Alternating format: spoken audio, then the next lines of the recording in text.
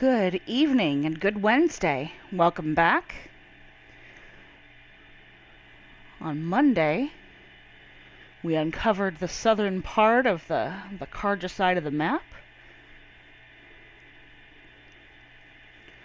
Learned a little bit about what Operation Enduring Victory was, and tonight we're going to delve into Shadow Carja lands. We're actually starting about 10 minutes early because I'm going to jump right into this side quest.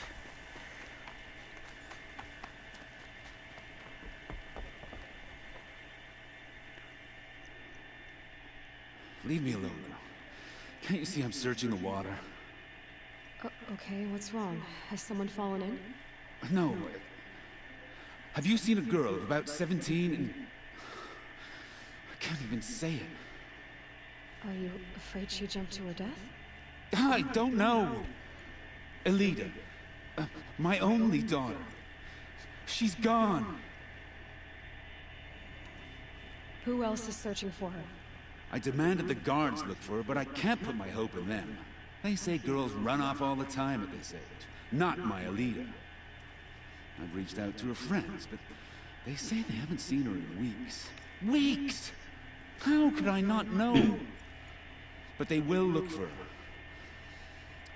I've searched everywhere, and then I thought maybe she might be...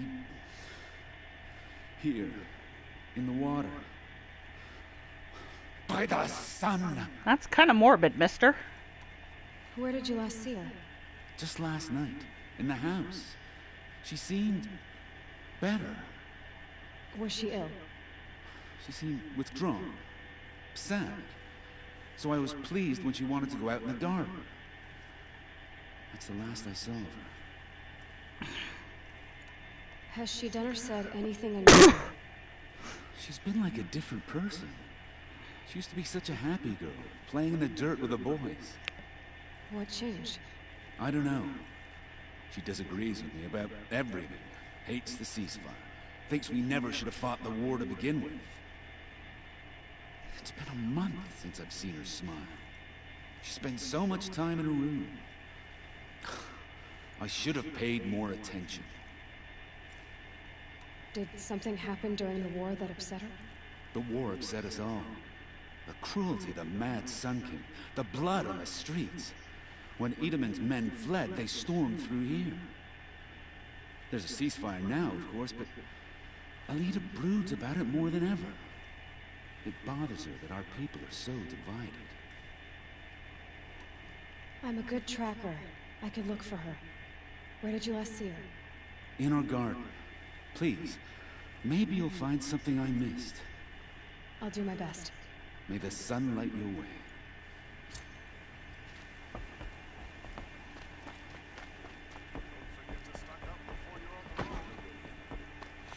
I kind of wish you could explore more houses in this game. I feel like that's really the only part that's not open.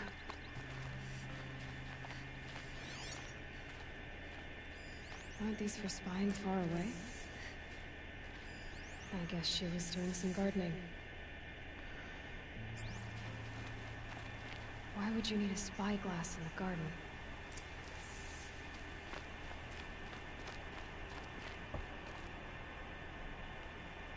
Something buried. No, something dug up. It must have left a trail. I'll check this real quick. Nice. Okay.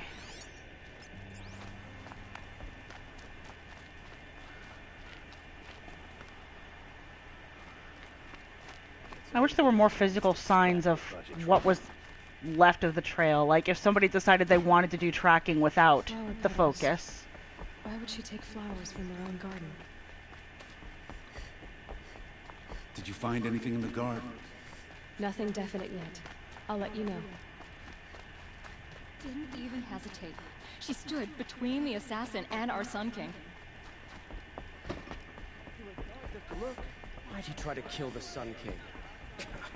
What reason do Oseram need for anything?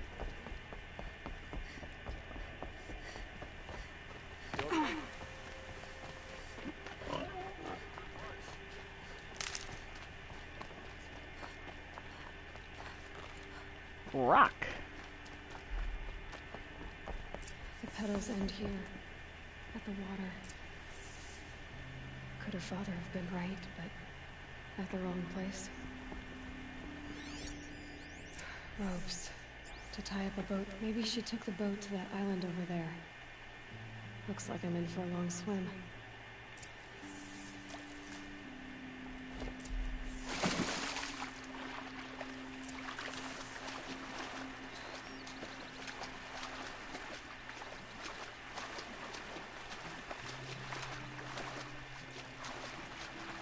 Boy, I'm glad snap maws are really all you have to worry about in the water, and they're usually pretty easy to see.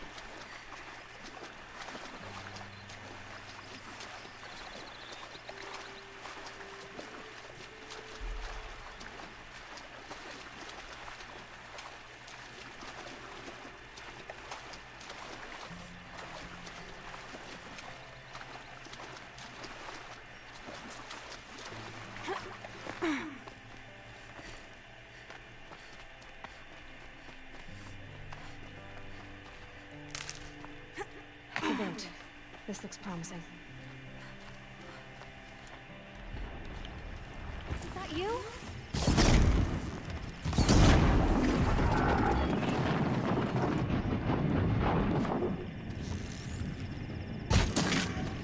You did it!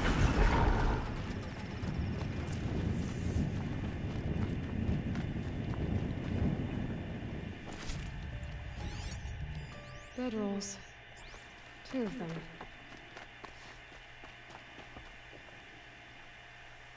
And a set of cups. She must not have been alone here. Looks like Alita has a friend.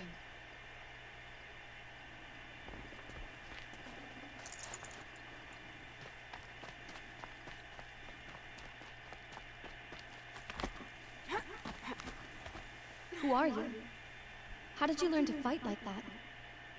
What are you even doing here? Maybe you can start by answering a few of my questions.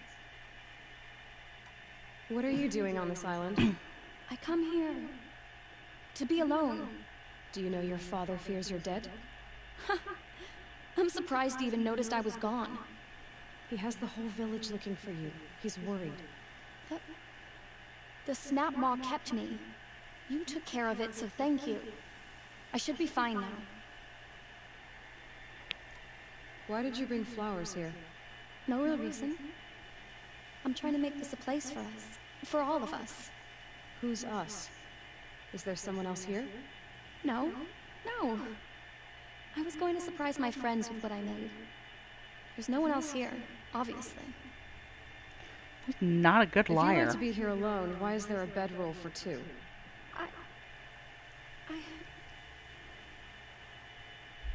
I don't know where he is. Okay, who? A Troll. He lights a fire signal when it's safe to meet him, but this time he didn't come. Who's a Troll? A friend I've known since childhood. I'd be planting in the garden and dump worms down my back. I hated that. But the last few months we'd meet here and everything was different. We talked for hours. He helped me plant that garden. I couldn't wait to see him again. It's like I'm dead and only come alive when I'm here with him. Do you know what that's like? I can't say that I do. Why keep this all secret? Troll is a soldier for the Carja in Shadow, stationed at the outpost across the lake. It's treason for us to even meet. How could I tell my father? How could I tell anyone? Well then, how did you 2 arrange to meet here? We came here as kids. After he left, I would come back sometimes. One day, I surprised him here. He smiled from ear to ear. We sat and played like we had as kids, but war had changed him. Changed us both. We weren't kids anymore. We started meeting in secret. He'd light a fire to signal it was safe for him to leave his post at the Citadel, but last night... He didn't come? I've been waiting all night and all day. I haven't seen anyone but you. Enough of this. You have to go back. Please. if you came all this way, will you look for a Traal? He lit the fire on the island not far from here. If I go, he could be killed. We could break the ceasefire, but Anora wouldn't. I didn't mean for any of this to happen. I'm so sorry. I'll find him if I can, as long as you go home to your father. I will. Her pigtails bother the Please hell out confirm of me me. there. I can't sleep. I can't breathe knowing a Traal could be out there, hurting.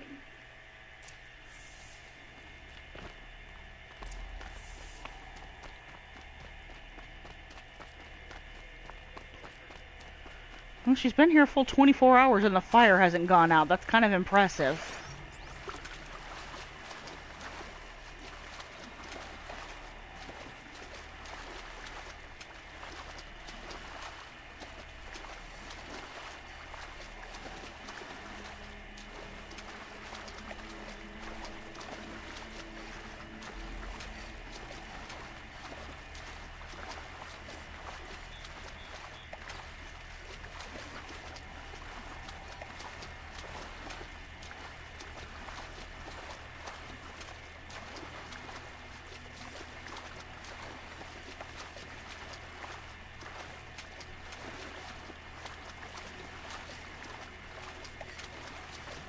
Here's what's left of the fire.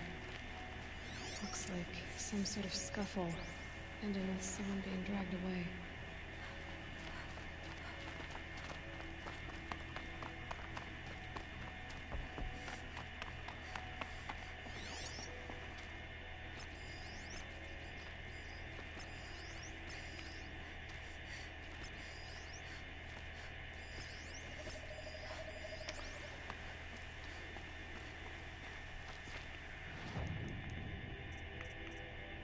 Okay, I have strike from below.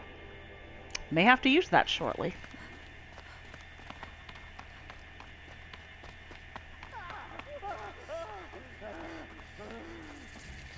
Hey! Speak up or I'll cut off your other finger. Who were you signaling?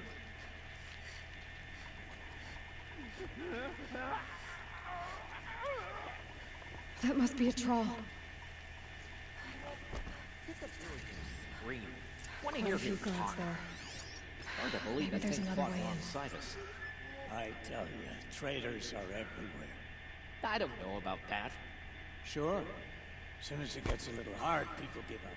Oh, Wanna do well, the easy thing that was a instead of the waste. right thing. Listen to it.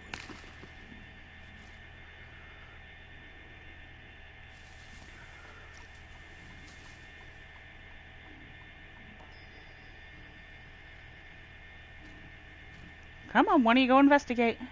It's a pretty rock.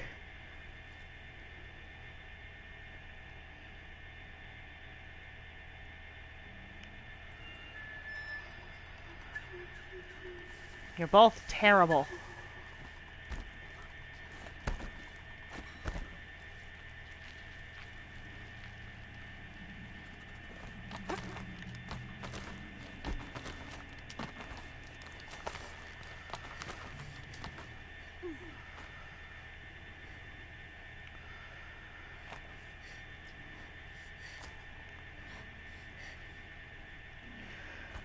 I like that she rests her hands. That's really cool. Have we fought?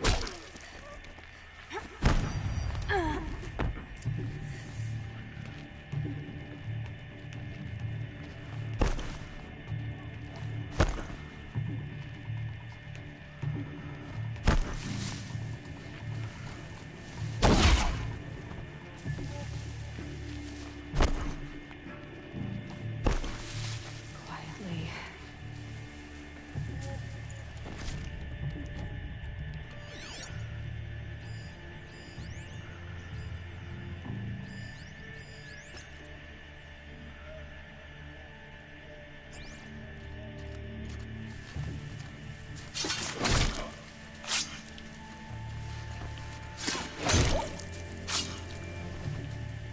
Finally.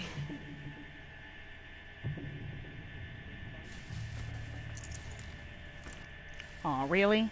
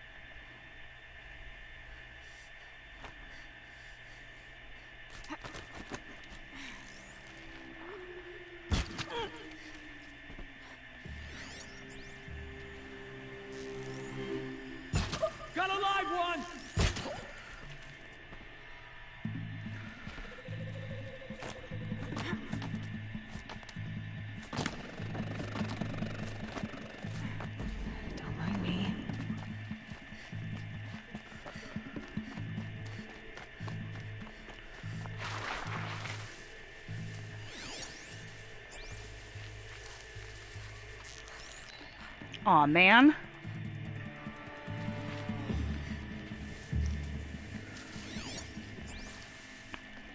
Looks like I'm clear.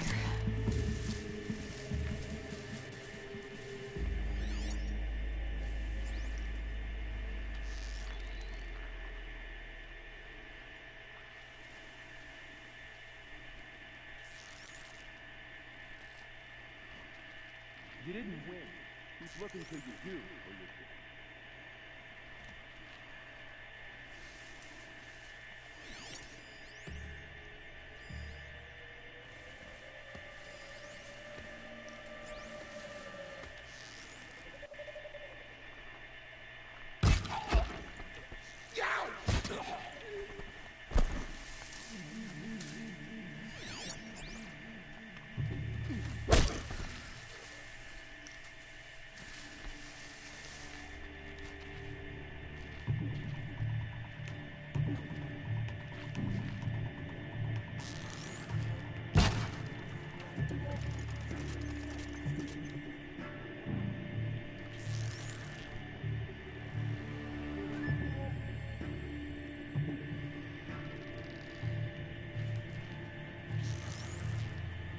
Got you!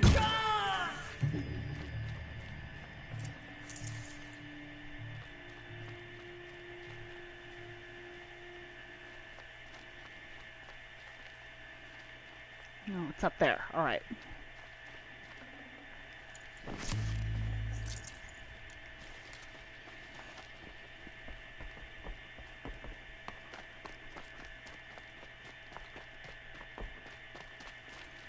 A troll. Are you a troll? Elita sent me. Alita? I was gonna ask her to leave with me. To go into the Outlands. Somewhere out in the sun where no shadow could reach us. But we wouldn't have made it. They would have followed me. I know now. Alita, tell her they never learned about our island. She's safe. Give her this. Tell her it's worth it. A troll? Poor troll. And poor Alita.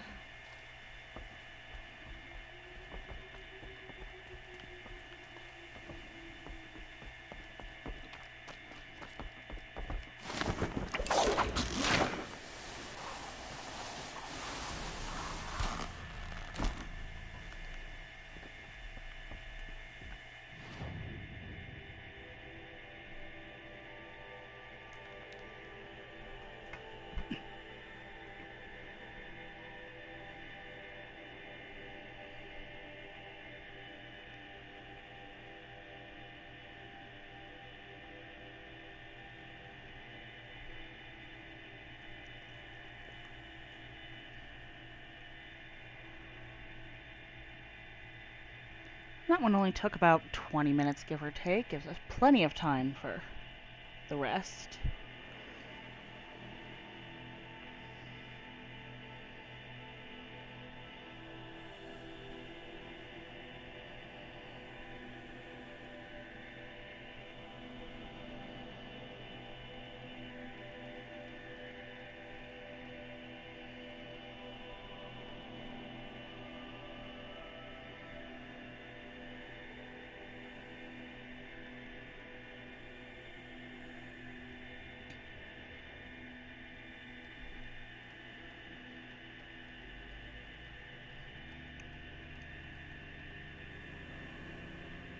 The Oseram have gone too far this time. Dervahl should die for his crimes.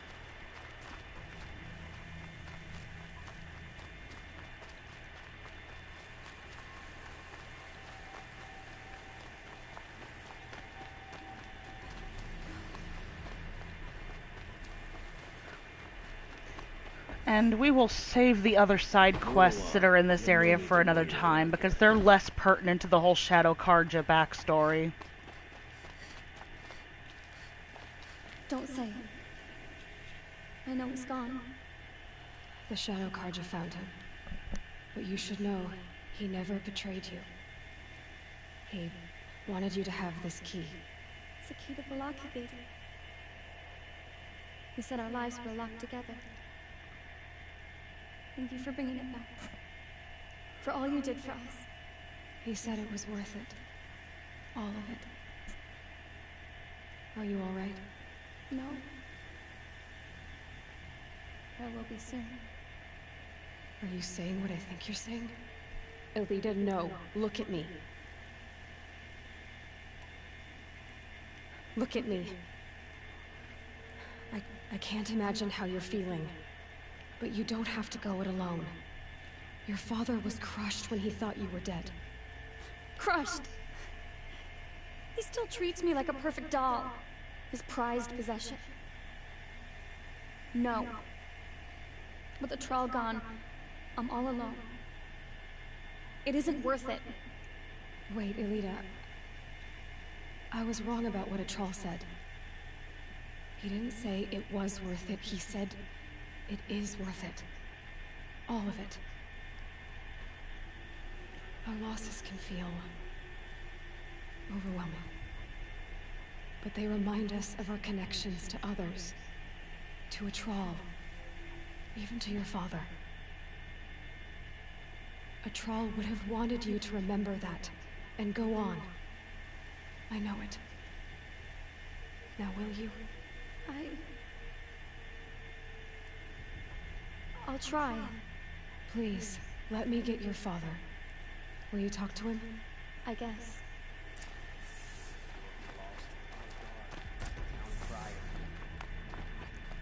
I should have given you a token for your kindness in finding Elita. Is something wrong? Elita needs you to listen. Right now. Go to the garden, quickly. I will. At once. Let your guard down.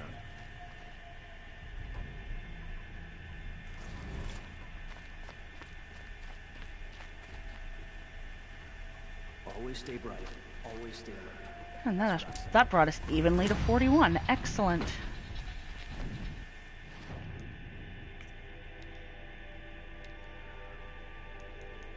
Now to go to Sunfall. I'm awake and alert.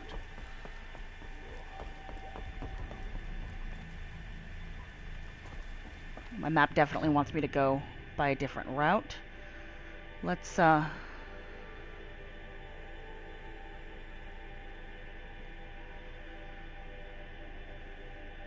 looks relatively untread. Let's go here first. There's a tiny little side quest, but it might get me some good augments for my weapons and armor.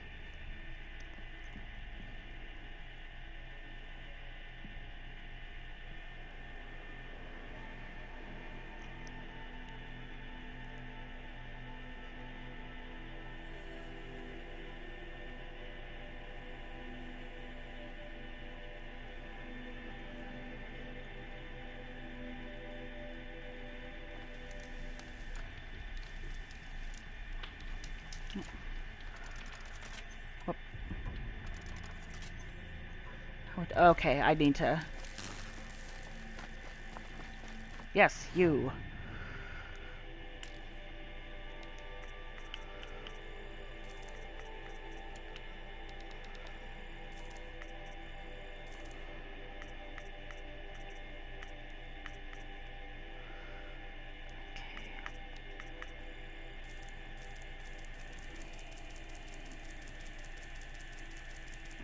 Always try to have that over 200.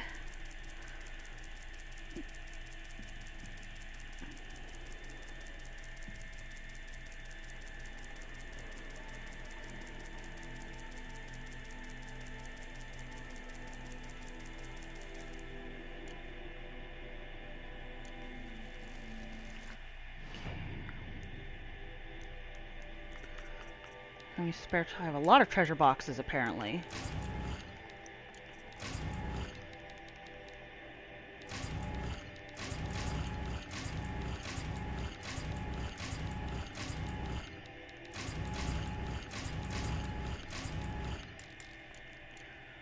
Lucky me. It's a bit frivolous.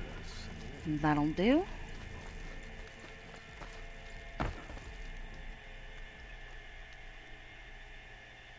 It's you!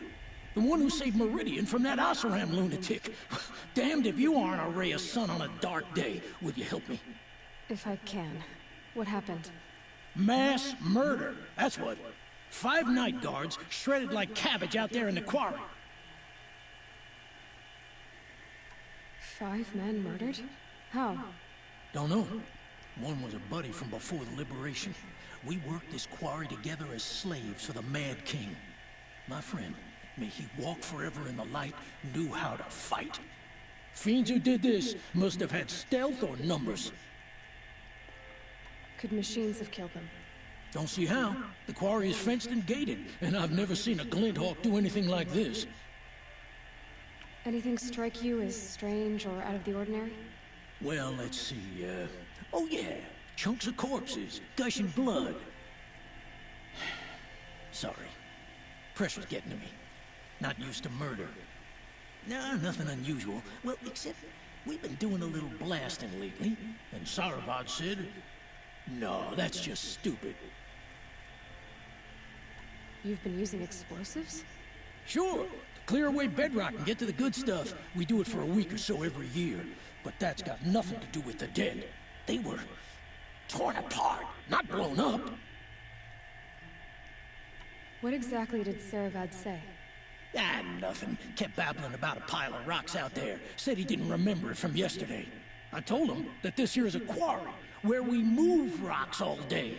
So rocks getting moved ain't so surprising, lunkhead. I'll have a look around the quarry. If you think it'll help. Wonderful. Oh yeah, we're more than ready for this.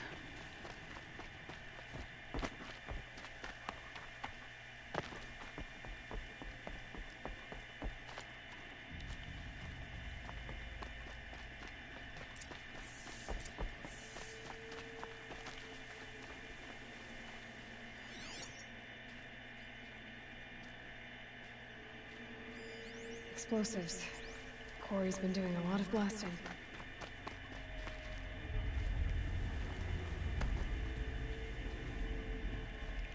Felt something.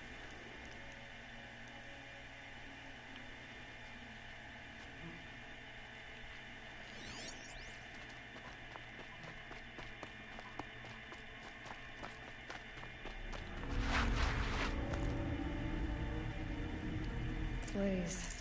Enough for quite a blast.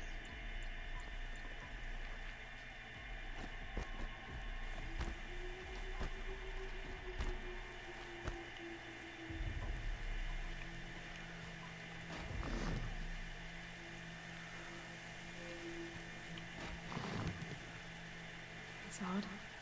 What's this man doing here?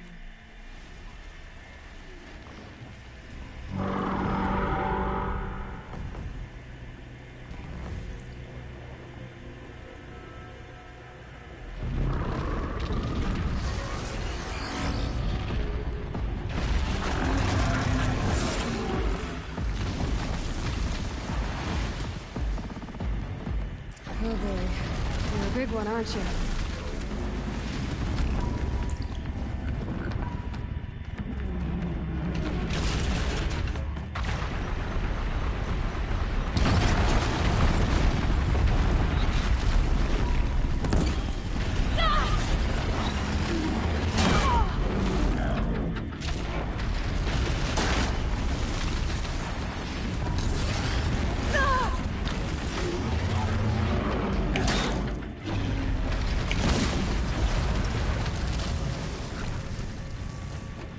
And as simple as that. No stealth weave. Sigh.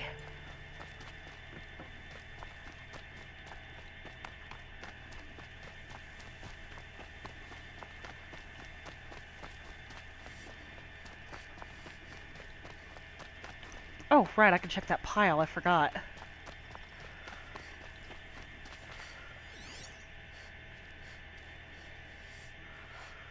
There we go.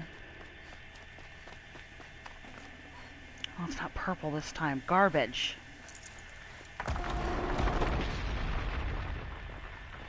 Nope.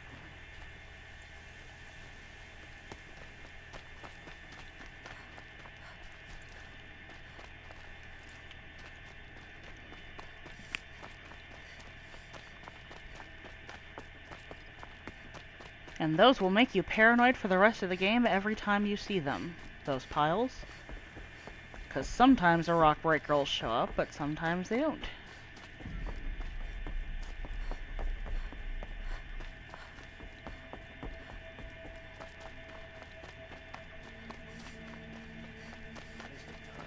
Show was better last week.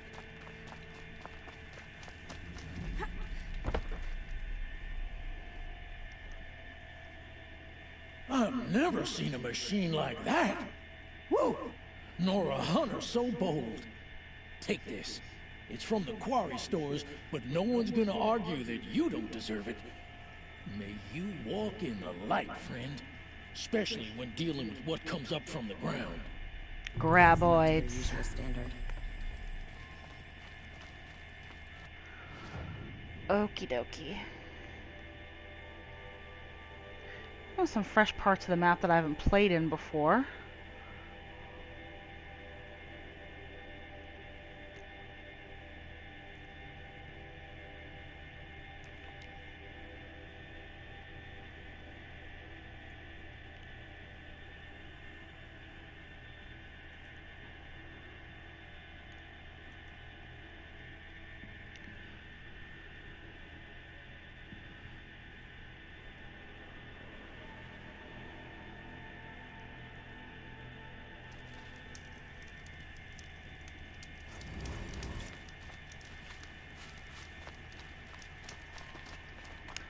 I feel like there is a point in the way that Aloy presents herself, since we know that she is trying to avoid being tracked and detected and killed by certain aggressive forces, that she might consider changing her appearance just slightly more than her clothes. You know, they're looking for somebody with bright red hair and Nora dreads. Maybe don't do that.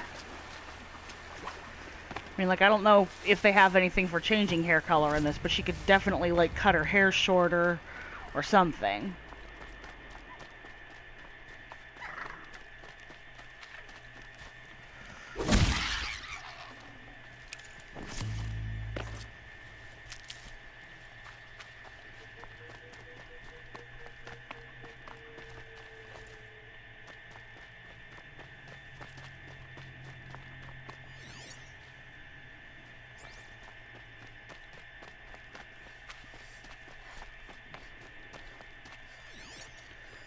That's what I meant about those things.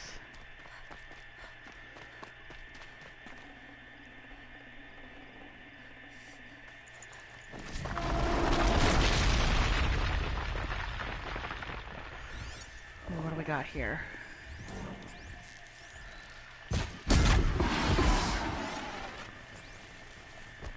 Never takes long before scrappers come looking for parts.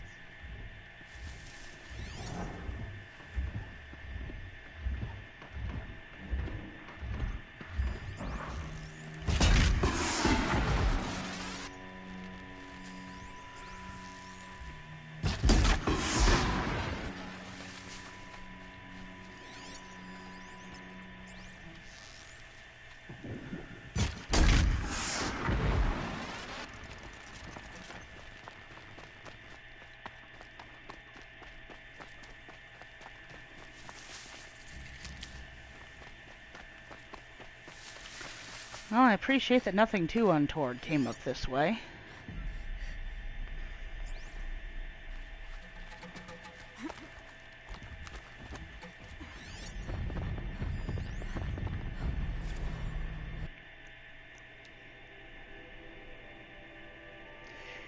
If I have to listen to that rancid "Do Your Part for Zero Dawn" song one more time, I swear I'm going to stab out my eardrums before the melody can fester in my ear canals.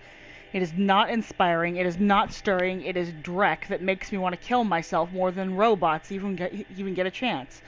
Myself before the robots even get a chance. I would literally give my life right now to kill the asshole who composed that goddamn thing. Ugh. Can't this apocalypse at least have a decent soundtrack? Well, now I kind of want to listen to it. I hope it's a bop. Oh, hey, look it. A tall neck. And a sawtooth. Just stay out of their way for now.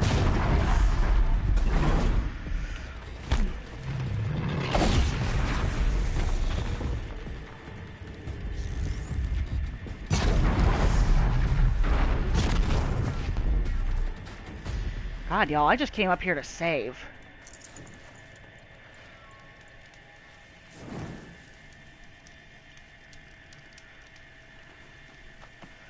Bringing all this attitude.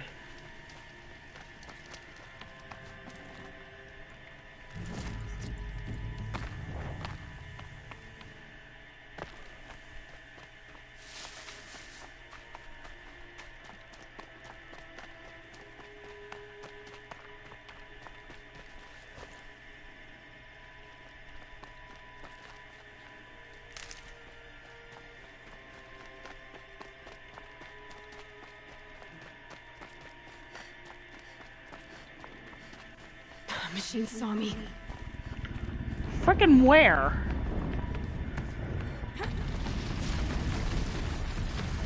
Oh, there.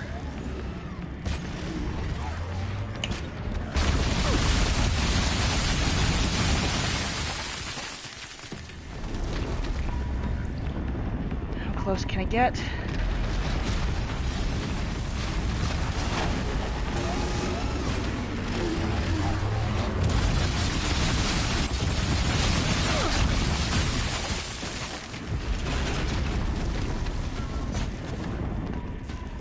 Okay, that one's out.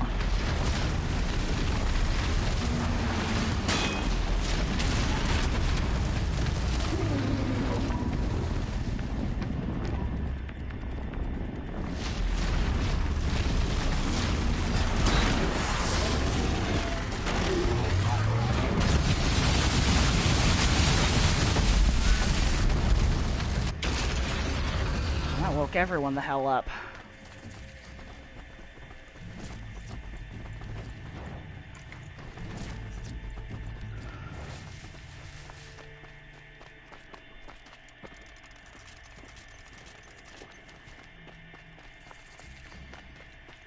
No one here but us chickens.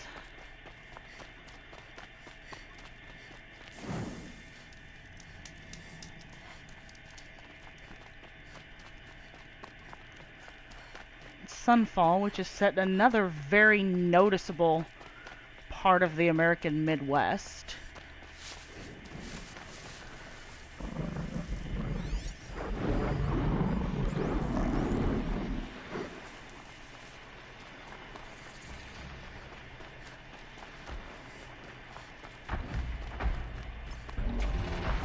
My focus is receiving another signal. Looks like the signal is coming.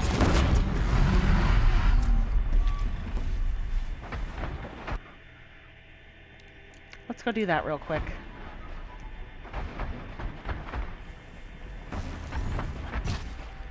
Really?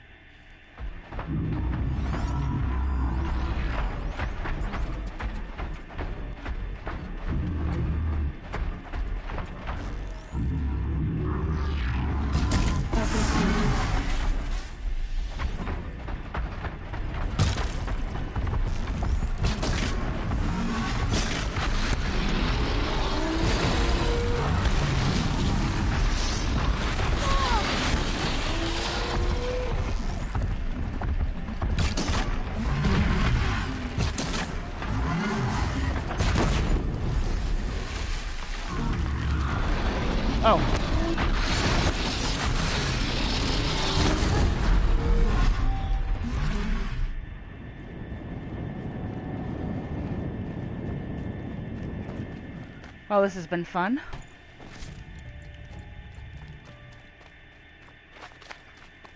Now this one, if I'm not mistaken, is going to be a pain in the ass to get to just by virtue of all of the crap hanging out around it.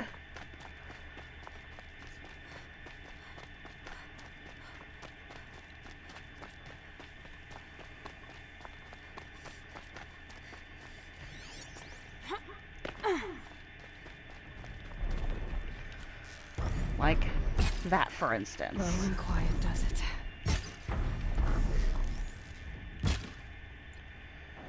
Have to climb up to the Tallneck's head.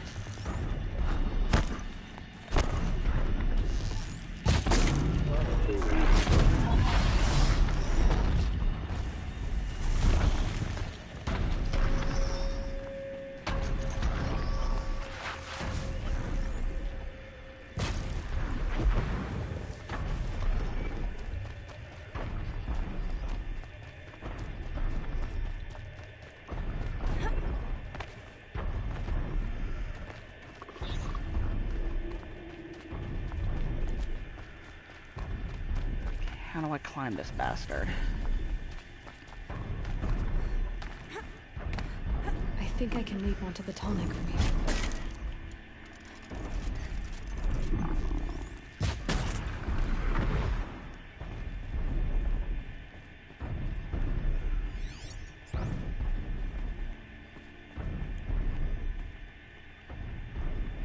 Well, when it gets here, anyway. I'm ready. Gotta be.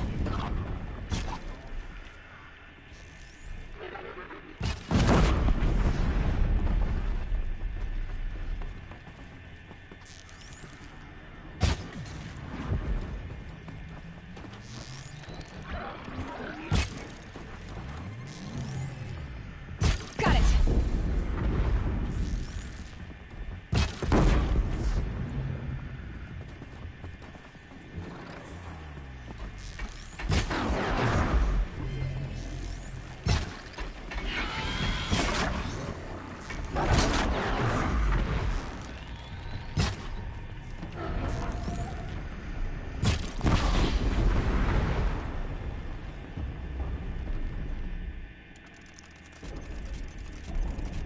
Calm, calm.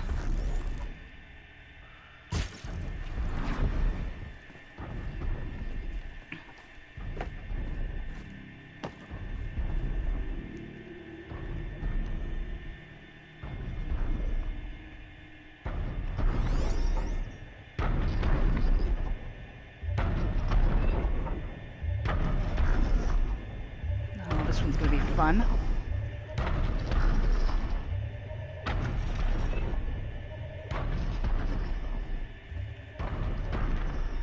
Now there's one I haven't found yet, and I'm really looking forward to it, and it's the one that has the Eclipse soldiers all around it.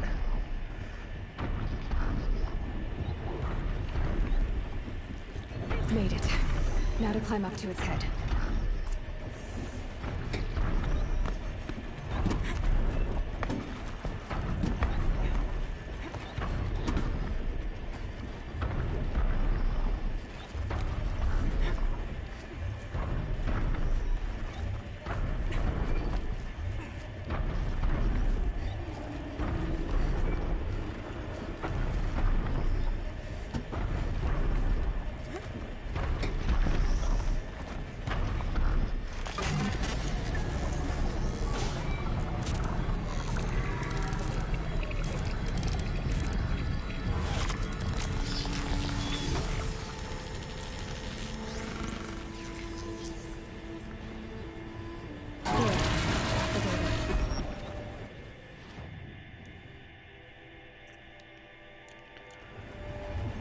Okay.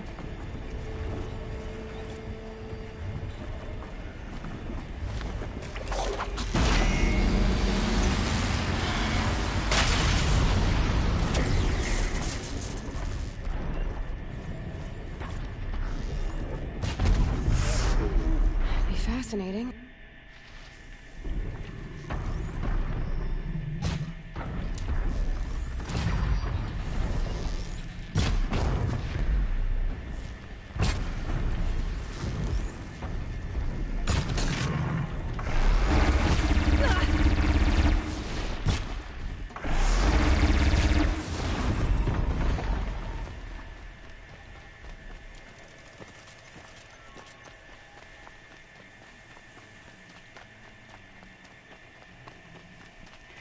That was a fun little detour. Great for the whole family.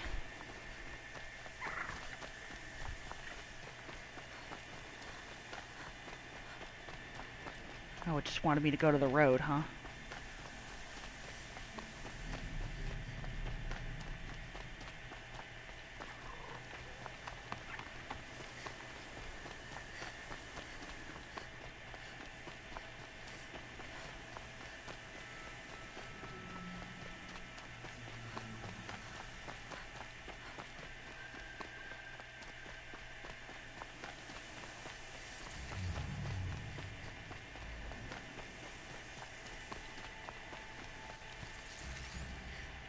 Got their attention? Ah, it's suddenly gone.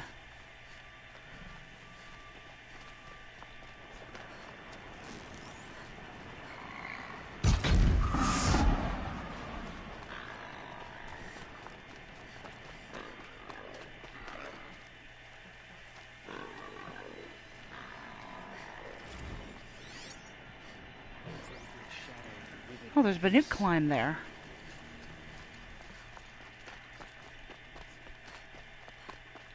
Sunfall.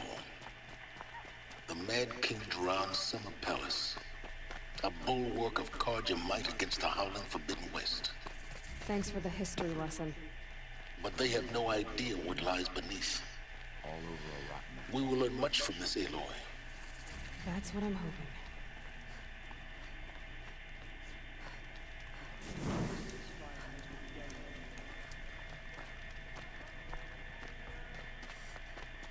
There's gotta be more to this ether. She's very pale. Is she unwell? Yes. She's a fighter, but the fever on her won't lift. It only burns hotter. Her name is Shiana, my sister. Isn't there anyone in Sunfall who can help? We're refugees. We know our place. And there's only one healer in the territory. He's difficult. His soul is in shadow. His soul is in shadow. Galiv. That's him. He's very clever, but he has little care for people. Perhaps the desert scoured it all away. Perhaps he was always like that. Either way, I know he won't help us. Well, I'll see about that.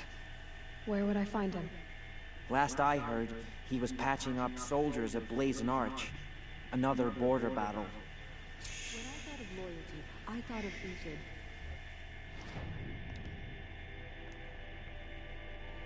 Is this near anything I've been to? Actually, yes. Fabulous.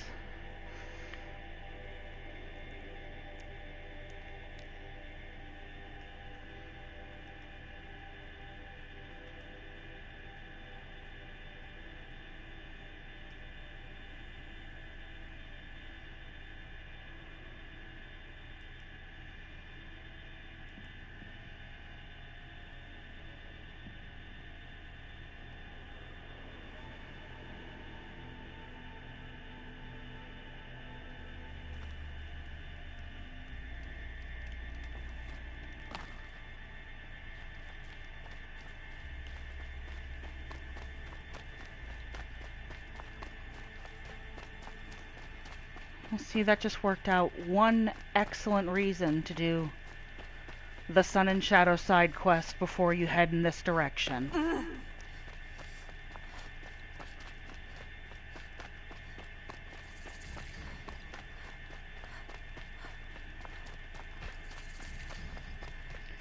Oh, I wonder if there's any merchants around here.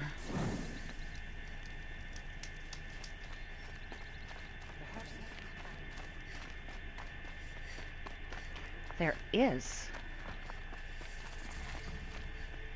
Can you sell me cool stuff, sir?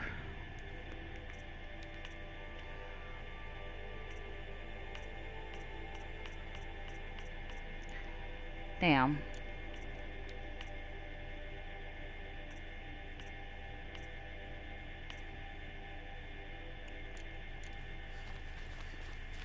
Kind of hoping he'd have more Shadow Carja armors. Whatever work the mercenaries are doing, At least Carja don't have to debase ourselves with it. Are you Galeev? The healer?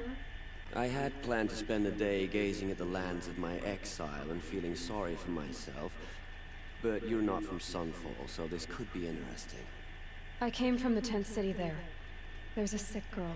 Her brother told me about you. The answer is no. What? No, I can't spare the medicine, nor my time to administer it. My resources are already spread thin. Thin as the soiled cloths I have to use for dressings. Why won't you help? Look at it from my perspective. What meager goods I can get must be smuggled in. That's expensive. The behemoth's share goes to the military. Of course, there are the demands of the Citadel. Helis's kestrels are so prone to sticky ends. And this beard doesn't What's braid left itself. goes for the nobles, who can pay well for my services. Look at it from my perspective. A little girl is sick. I think we are calling to each other across an ideological impasse. What's stopping me from just making you do it? I'd have to cause a situation. And you wouldn't harm the only healer disgraced enough to work for the Shadow Carja, would you? Well, we've only just met, but yes, it's tempting. And take it up with the Citadel. They decide who lives and dies. Nothing you can do would compare to my punishment if I use the last of my stock on a tent girl. You're kind of an ass, healer. There's no cure for a conscience. But in this line of work, I've built up an immunity to it. And yet, if you feel so strongly about this one girl, perhaps we can make a deal. My charity for a Thunderjaw heart. That's not how charity works. It is how deals work. You'd settle my debts. For a while. I already have the part. Wow, we could already have a deal. Quickly now, let's salve your poor conscience. See to the girl, and it's yours. Not before. Oh, please. On my oath, this girl will survive to see our sad future. You and I shouldn't be seen together.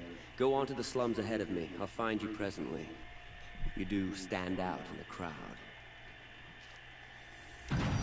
What a charming guy.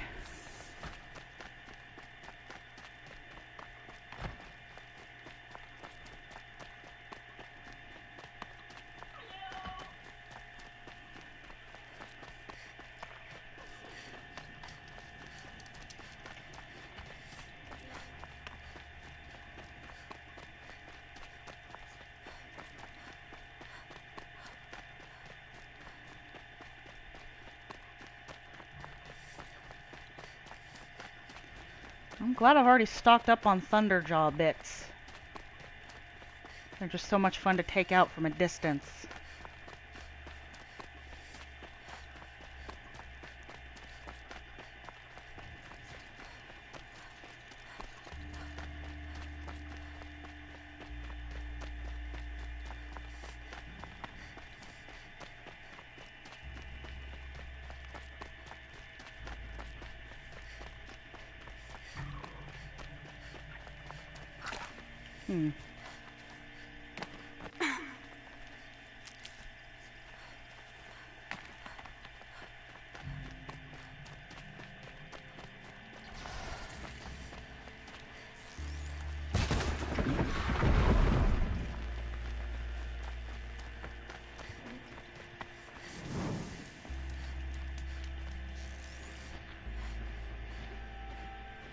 Let's get this over with.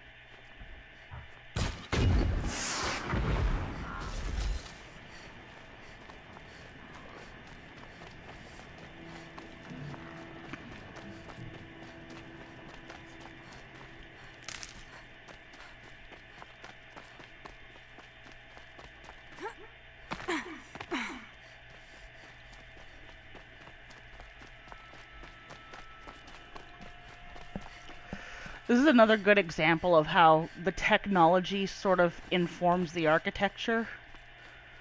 Like, that's one of the things I really like about the Carja. It looks old and pulls very hard from fantasy, but also familiar things, like motherboards and other such things. We should appreciate these brief moments of sunshine. It's you. Hello again. I've brought someone to see your sister. How did you... What did we do to deserve...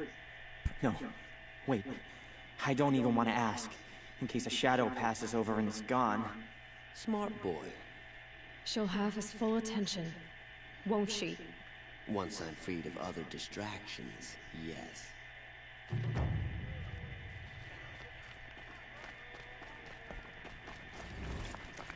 This is literally the only time I've seen children playing in this part of the game.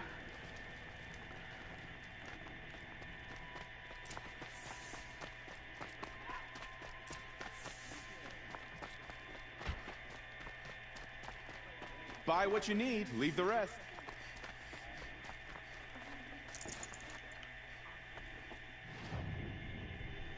Anything fun for me, fella? Doesn't look like it. Disappointing. Won't cost you a shard just to look.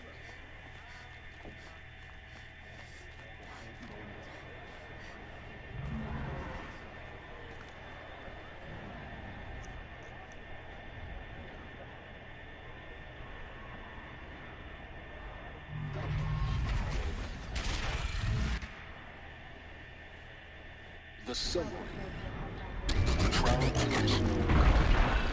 It's not really so new. At least.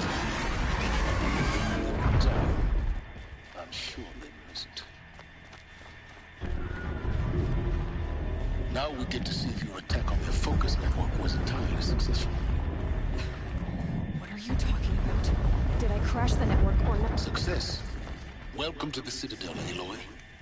I'll check back with you in a moment. Meantime, circulate.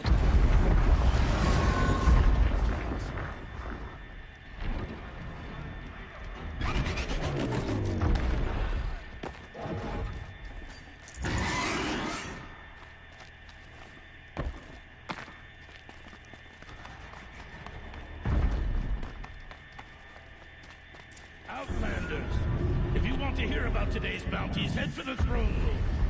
You're not going to make any shards by standing out here. Filthy mercenary bottom feeders. I'll take the shards, even if it means having to listen to Bahavas. I hear the Shadow Conjure are looking for one of their own. Should pay well.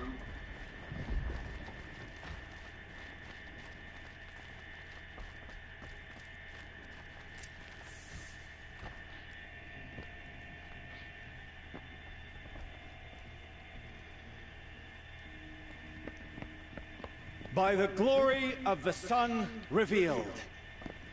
Behold, radiant Edaman, the one true Sun King, the light in shadow, whose will is light and whose light is law! I command Lucius Bahavas to speak in my behalf. By the will of radiant Edaman does the sun glare down mercilessly upon the traitor Uthid.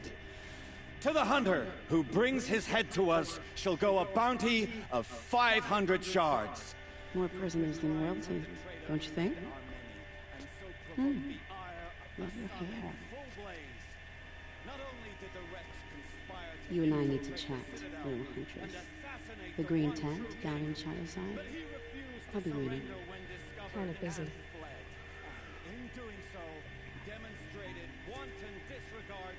We both know you're no killer for hire. Uthid is innocent. So come see me, while there's still time to save him. So, the way in I spoke of is right behind you. You've got to be kidding. Not at all. And you needn't worry about the Kestrels. They'll be too busy acting important to pay attention to you. First time in the Citadel, gotta see the sun ring from on high. But the Kestrels. Ah, they want us The to see this, balustrade. boy. It's a short drop from there.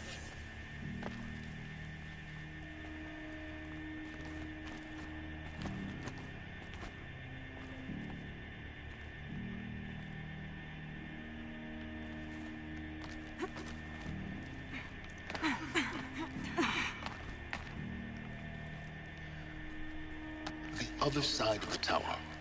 Look for a vent.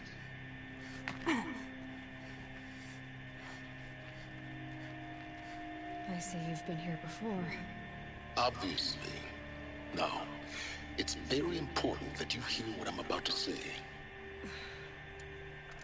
I've shown you the way in, but this humble vent marks a point of no return. Before you descend into the depths here, you should be fully committed, equipped, and focused. No distractions. If you have errands to run, do them first or hold your peace. I won't tolerate whining. Is that clear? You'll tolerate what I give you, Silence. I didn't ask you along for the ride. Now, the interesting thing is that usually when you get a warning like that, that means that you were at the very end of a game, and that is not the case here, of course. But we're going to uncover a lot of things today.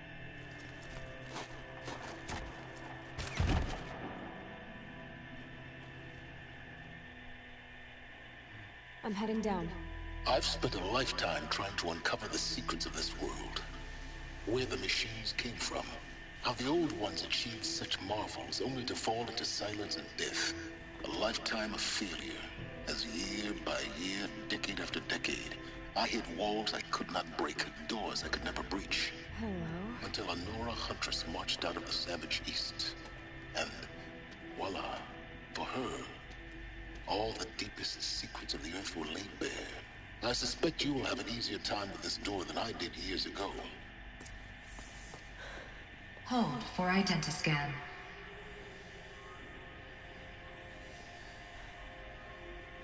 Genetic profile confirmed.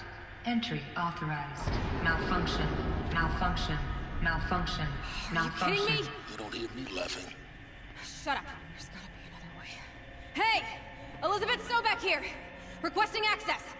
Access request acknowledged. Root command functions available. Do you wish to proceed? I do! Get me through this door! Analyzing. Primary access inoperable due to mechanical failure. Emergency venting procedure likely to circumvent blockage. Do you wish to proceed? Yes. Emergency venting authorized.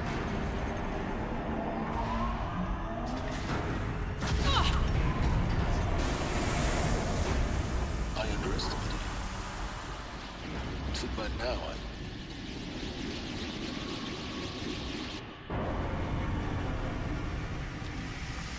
Oh shit, it's never done that before. Guess you can't have everything. that will draw attention. We won't have this place to ourselves for long now. We? Last I checked, I was the one risking my life down So here. just tell the thing to close the door behind Now, will you. you please get moving. There's so much to learn in less time than I'd hoped.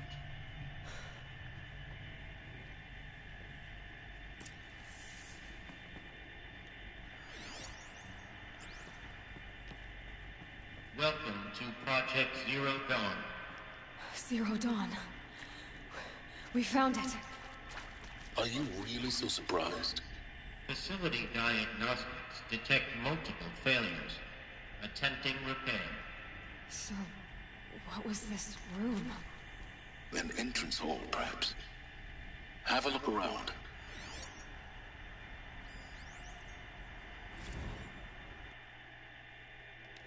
Another incident, from lounge staff to the administrator. This morning's unfortunate incident with Dr. Popovich is another example of the reception's need for additional support. We appreciate that Zero Dawn is an immensely complicated project, but as the staff who serve on the front line, we're tired of being neglected. As we have already requested, we need human translators fluent in Polish, for example. Security staff who can subdue enraged embryologists, for example, and dermal sedatives to calm persons who are screaming in Polish while hurling chairs and vases at the reception staff, for example. Yes, most of the candidates are reasonably calm and well behaved, but we need help handling the exceptions to that rule. Please respond.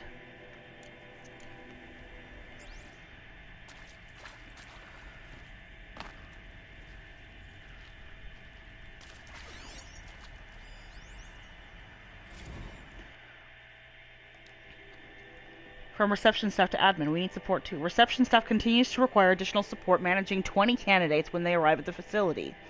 Many are frightened or confused. Many are highly agitated. These are not the sort of persons who are accustomed to having information withheld from them. At minimum, we need human translators. The Langbots are not sufficient. And mild sedatives for the extreme cases. Any and all support would be welcome. Perhaps you could start by responding to one of these emails. Getting salty. You know what? By the sound of it, I really can't blame them. Please take a seat and wait for your name to be called. A selection of beverages and snacks are available. Snacks. Ancient snacks.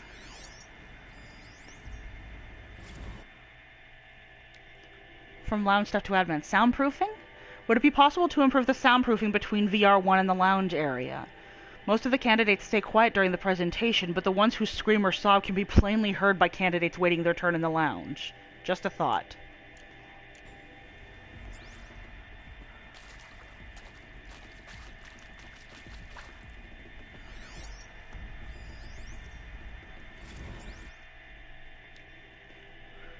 Restock or else. For the 5th time, please restock the lounge's selection of herbal teas. If I have to listen to one more egghead throw a tantrum because we're out of organic cucumber mint or blackberry sage varietals, I'm going to lose it. Please respond, and this time, no tempest in a teapot or steep demand jokes, okay? They sounded like they were a fun bunch.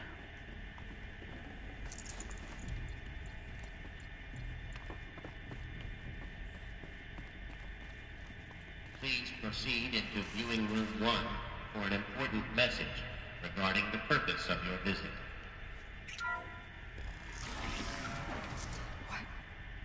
What was this place? A holographic theater. CD01 data intact. Initiating playback. Welcome to Project Zero Dawn. I am General Harris, Chairman of the Joint Chiefs of Staff of the United States of America. I'm sure you've heard the rumors that Zero Dawn is a top-secret superweapons program, the technological miracle that will save us from the Pharaoh Plague, if Operation Enduring Victory can hold off the robots long enough. The reason I'm sure you've heard the rumors is that I'm the one who spread them, and they are all lies. Zero Dawn is not a superweapons program, and it will not save us. Nothing will save us. And here's why. By the time the glitch was noticed, it was already too late. Nothing could stop the Pharaoh Plague. Nothing can. Its robots will continue to replicate and devour the biosphere. Life on Earth will be destroyed. Our planet reduced to a barren sphere. Global extinction is inevitable. No matter how many we kill, the robots just keep exponentially making more. If we had their deactivation codes, we could shut them all down. The entire swarm. But since their cryptographic protocols use polyphasic entangled waveforms, cracking a code set would take half a century. At best, we've got 16 months. Not exactly what you'd call a survival option. The destruction of a biosphere is not the sort of apocalypse you can wait out in a fallout shelter or a space station. There will be no Earth left to reclaim. Just a lifeless, toxic rock with several million Pharaoh robots on it, hibernating, waiting for something to eat. This is the horrible truth behind the lies of Operation Enduring Victory. My lies. Lies designed to inspire millions of innocents to sacrifice themselves in battle. Why? One reason. To buy time for you and the work you will do here. Zero Day, the day that life on Earth ceases to exist, is coming fast. It cannot be stopped. The hope of Zero Dawn is that something new might come after. But I will leave it to Elizabeth Sobek to shine that thin ray of light into the darkness. Harris, out.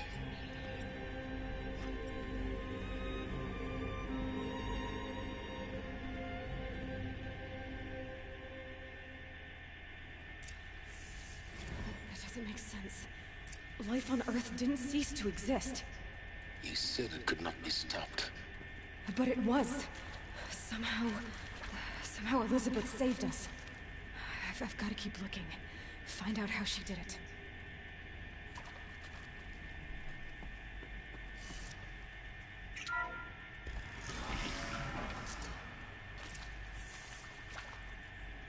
Kestrels. They got in. Through the vents. Let nothing stop you from learning the truth. Spread out! If it moves, kill it! What is this place? Tomb? That's not what I wanted.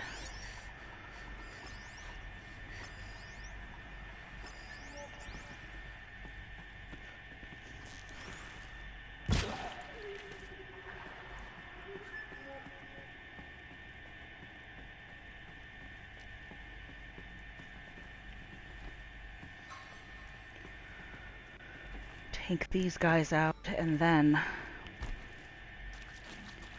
I can explore all these data points. Good. We're too close to the tribal crypt to stop us now. The data points, what do they contain?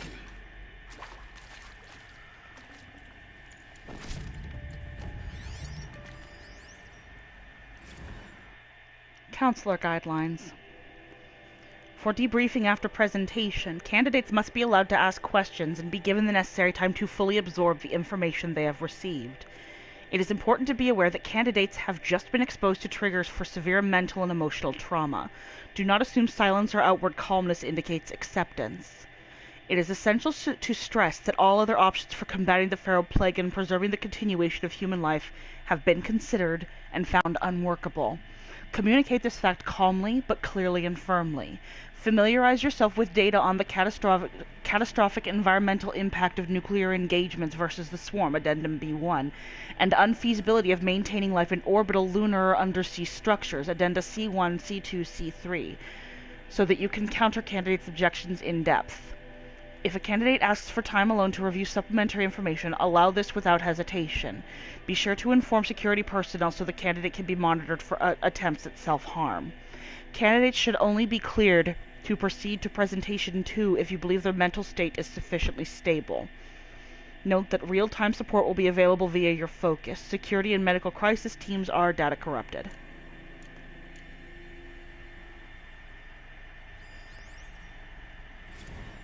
With Suzanne Alpert, environmental scientist. Doctor? I'm sorry, I wasn't, Just stating your name. What were you thinking about, Doctor? Nothing the General said, not really. I was on the Syzygy East Response Team in 2051, just after the second earthquake compromised the reactor. I still dream about it, after all these years. The red zone spreading on the imaging, slowly, so slowly, like a hand opening its fingers. Your involvement in that event is why you were asked for by name. Really? That's interesting. Because nothing worked. Nothing could grow there again. It was a catastrophic failure. But the red zone is a blip compared to global-scale biomass reduction. The biosphere and hydrosphere will collapse, render the Earth uninhabitable long before the robots finish us. Enduring victory can't buy time against that. So, you'd better show me what Zero Dawn really is. That is accurate, yes. So these mechanical monstrosities, they don't just kill people, they feed off them? Not just people, all organic matter. Every living thing dissolved into nutrients. Millennia of evolution liquefied. The miracle of life reduced to bloody biofuel. In a word, yes. Who did this? Pharaoh? That asshole. Is he here? No, Doctor. Please, tell him Tom Pate wants a word.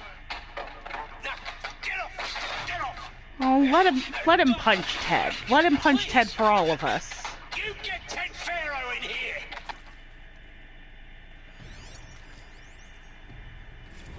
Want to discuss? Whew. So Mama, she was right. Pardon? My mother, she took her Bible real serious. Not just Texas Bubble serious, Pentecostal serious. Favorite chapter? Revelations. Now, I didn't always understand her on account of all that speaking in tongues and such, but when she did use her words, there was always end times this and lake of fire that on account of sinful lifestyles. Speaking of which, mind if I smoke? A tobacco cigarette. Sorry, darling. My taste run classic. Compliments to your team tracked me down. Been a price on my head 18 months now. Sterling Malkeith was me, don't mind admitting. Been plenty of snakesters chasing the bounty too. But I kept the zigging to their zag. How'd you finger me? I believe Dr. Sobek listed you as an alpha candidate. Priority snatch and grab. Always suspected she had a little thing for me. Hey, I don't suppose you got real coffee in this place? You know, blood coffee? Conflict cappuccinos? Mr. Tate, I'm clearing you to proceed. Just go. So they treat coffee much in the way people refer to diamonds now. That's really interesting. You previously worked for Faro Automated Systems. On the Chariot Line self-replication routines. I came here thinking this was a rendition. When your people took me, I thought, about time. I've been trying to swallow the guilt every day since... Would you like to take a moment? No, I really hoped Zero Dawn was a way to undo it all. My work. And I'm sorry to say I was ever proud of it, but Ted could really sell a concept, and in the labs, in the light of creation, that first test run, when you saw they understood their own structures, could rebuild themselves from memory and light, there were no limits. God, there were no limits.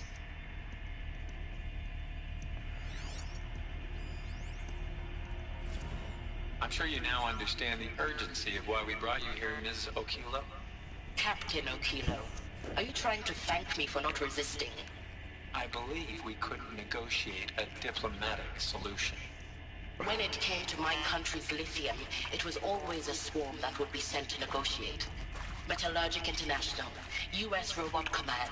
The markings changed, but the robots were the same. You have had considerable experience in human-robot conflict. Yes, and I've got the prosthetic limbs to show it. Yet I continue to face this horror, even though the challenge was great. Cyber warfare. I thought Zero Dawn would be a Manhattan project to generate the deactivation codes. With the resources I had, I estimated code breaking to be a hopeless endeavor. I was almost looking forward to being proved wrong. Unfortunately, your estimation was correct. As your General Harris said.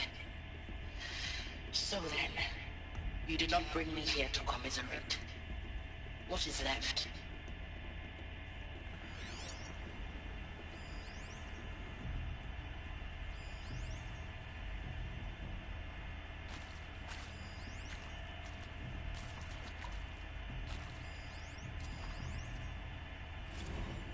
There is some mistake.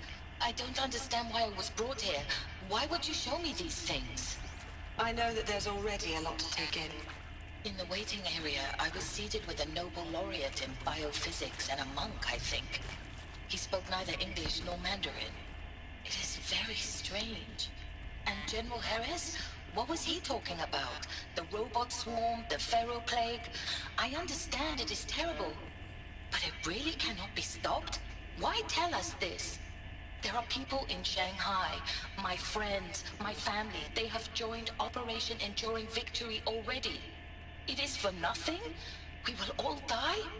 We're going to be able to answer some of these questions. I just want to know why I am here. It doesn't make sense to me.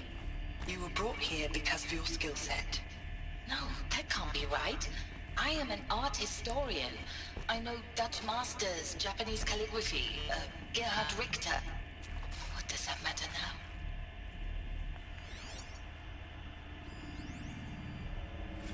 Look, let's cut the mystery. You're building a colony ship. It's obvious. And it's not gonna fly. I mean, literally. Remember the Odyssey?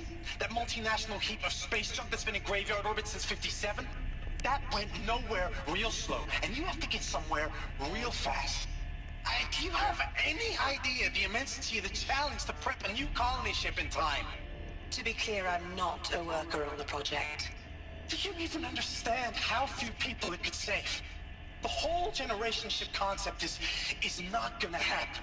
It's the first thing you'd abandon in favor of embryonics. For that kind of storage, we're talking a lot of bulk, a lot of power, a lot of resources. So even if you do it, even if you build it and point it at Sirius X, there's no room for people on that thing, all right? If you could try to remain calm. You people are crazy if you think you're getting off this rock. No one's getting off. Medical.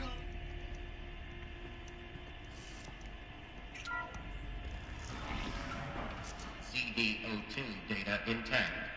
Initiating playback. Elizabeth Sobek. You've heard the bad news, and it's all true. The Pharaoh Plague is devouring the biosphere. Life itself will cease to exist. But does that have to be the end? What if we could give life a future?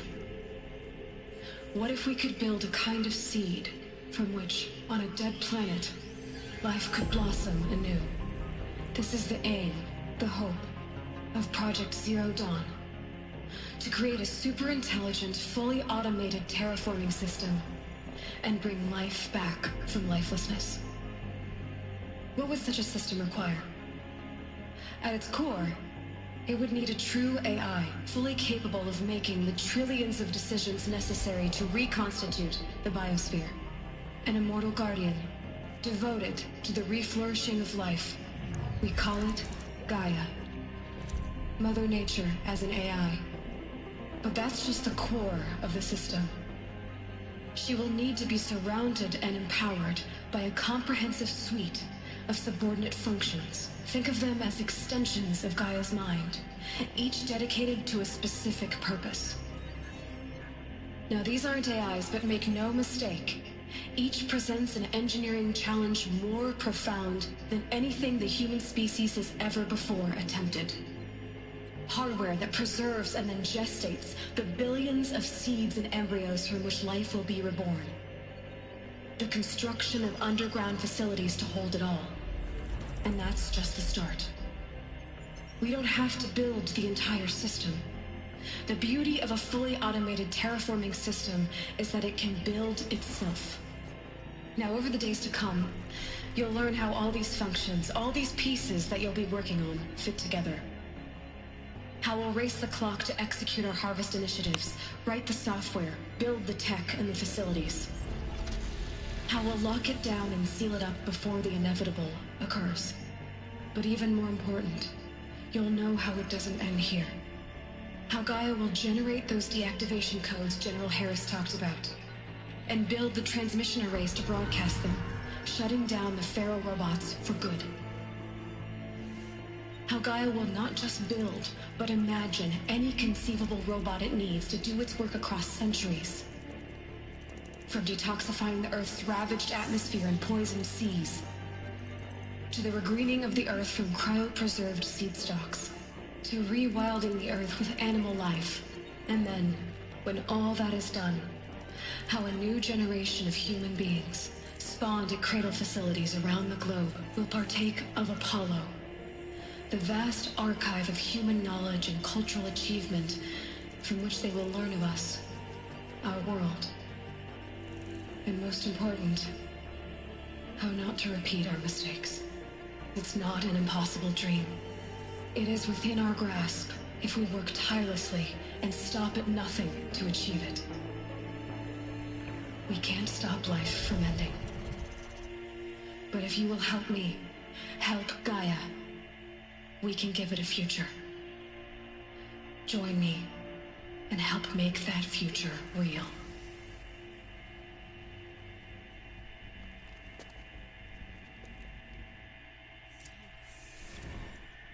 The whole Earth destroyed, but then remade?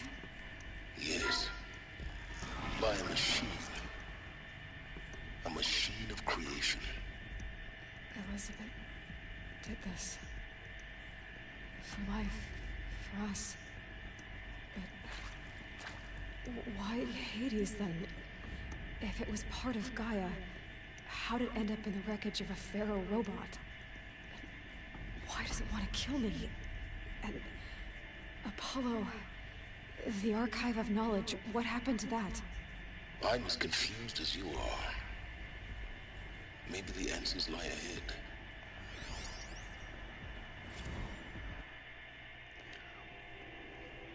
You are now in possession of information regarding the true nature and purpose of Project Zero Dawn, classified far above top secret.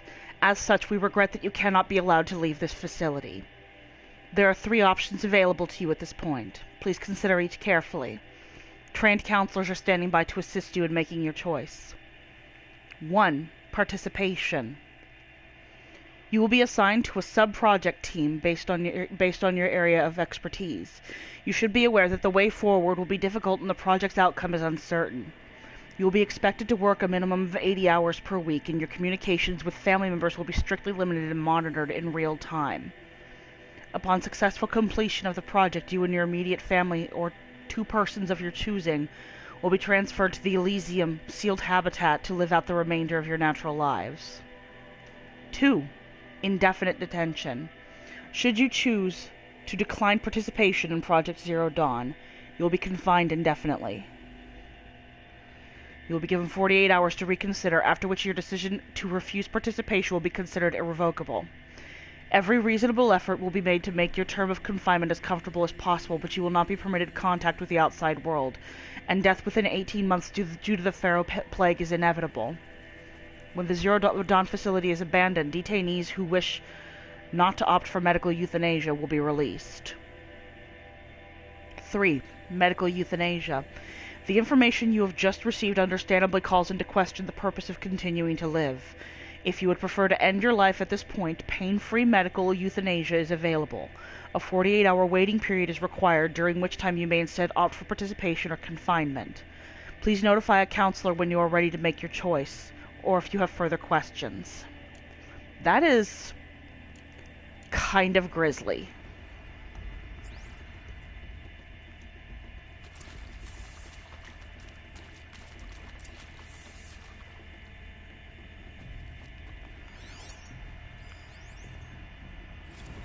Counselor Guidelines 2.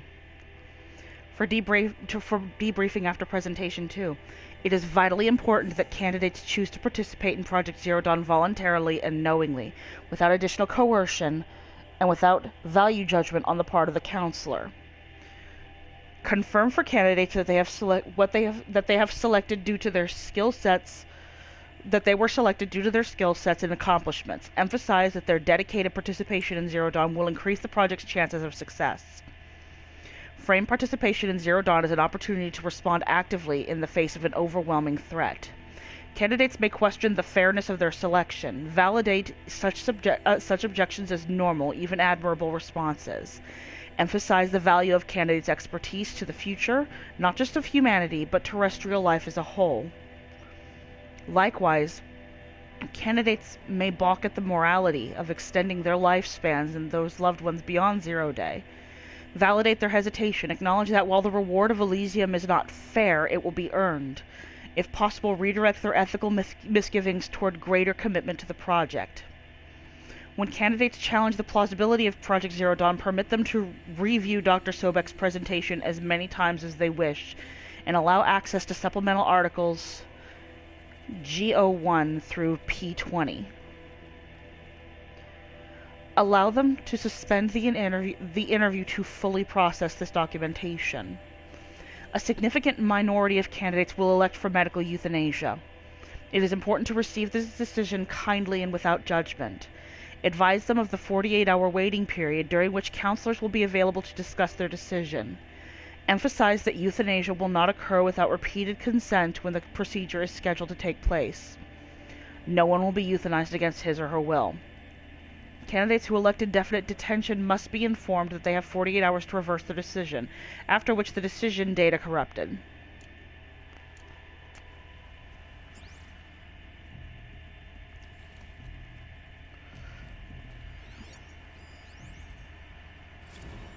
Of course I'll do it. To be given the opportunity to rebuild what the damage that I don't feel worthy of it, but I will do it, absolutely. I want to stress that this was never about your culpability.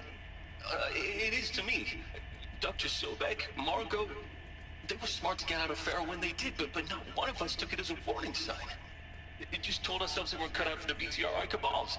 That's the better than rapid innovation. A better at competing, better than the next guy, a better killing machine. It's just amazing how a century and a half of science fiction did nothing to swerve our species from the path of doom. I mean, I'm done with that life. I mean, I will work hard, twice as hard to earn this, for my family to have a place in Elysium. I never thought that there could be atonement. If you're still nauseous. No, the inhibitors have kicked in. I can't feel the back of my tongue. I wish I could tell you I'd believe in this. But the damage is too great, too extensive, too complete. With all respect to Dr. Sobek's work at Miriam, no. No, life doesn't always find a way to keep going. Sometimes it never comes back. Like Syzygy East. Like the Congo. Like Timo.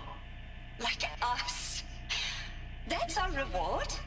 A buried city full of terminal patients waiting out the clock? You'd grow old together, with your loved ones, in safety. I don't have loved ones. I suppose I could start a family? I'm afraid not. All inhabitants of Elysium will be medically sterilized. A habitat capable of sustaining a starting base of 2,000 individuals for up to 100 years is a huge challenge, Dr. Alpert. If the population grows instead of diminishes, everyone will be dead inside 30 years. I knew it. I just couldn't bring myself to say the words. I'm sorry. Finish it. Medical euthanasia. I want no part of this. I just want it over. I see. Protocols require a 48-hour waiting period, after which...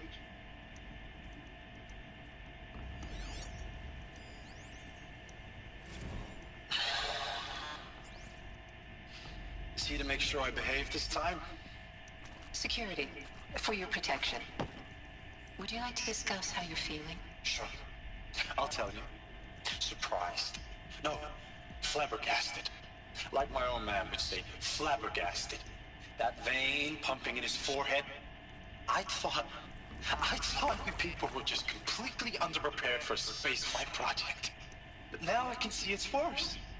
Much worse. Sobek is a total fantasist, a dangerous fantasist. He's kind of blue skying. It's... Jesus. I'm sorry we wasted each other's time. I'm ready to leave now. I'm afraid that's not possible. Everything you're talking about here isn't possible. I recommend you read the documents regarding your options. I've seen enough. I'm getting out of here. What are you... You don't... Get your hands off me!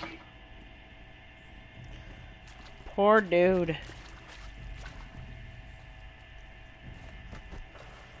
Purple thing?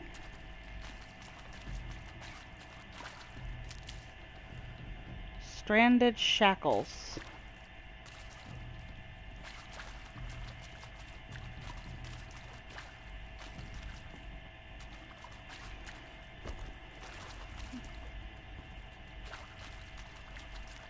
But no, I do feel super bad for him.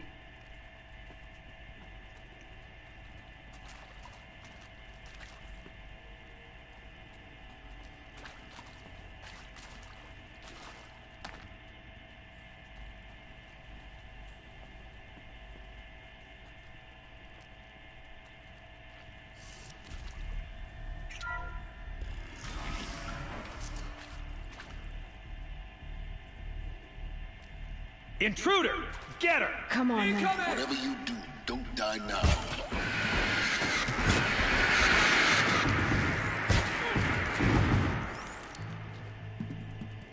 You provoked the sun's rage.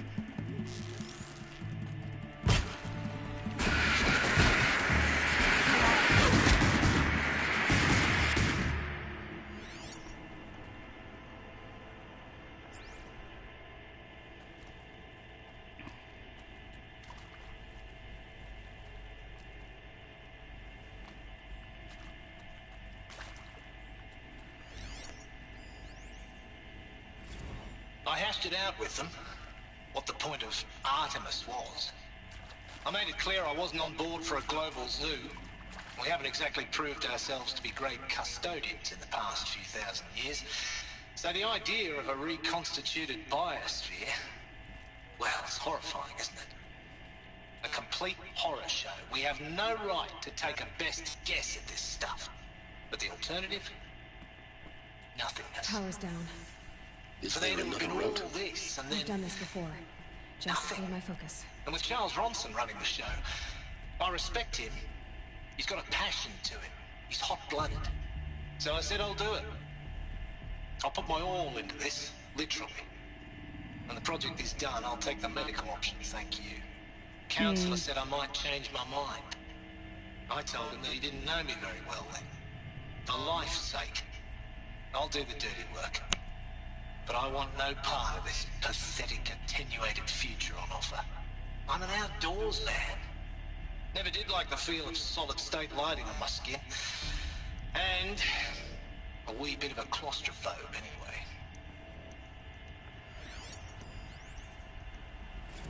Zero Dawn. It is art, in a way. An expression on the grandest scale. But there is so much unfairness. Why was I chosen? Was it decided by committee? By algorithm? My family will be saved because I happen to graduate in art history? Is this right? Dr. Sauvé? Christina Sauvé? Yes. I met a man, another historian. His fields are Bauhaus and the New Materialists. But he once attended one of my talks. Another unfair chance. Of all the many people in that auditorium, that we should both be here now. And nobody and else. Yet, I feel more accepting of my fate. No, it is not fair. Not at all. But for the sake of my family, for the sake of art. Art is alive. It must be able to speak from beyond history and echo in the future, not perish into oblivion. This opportunity, I must do this. Now, those lame FBI black hats at Mockingbird back in the day, I enjoyed schooling them.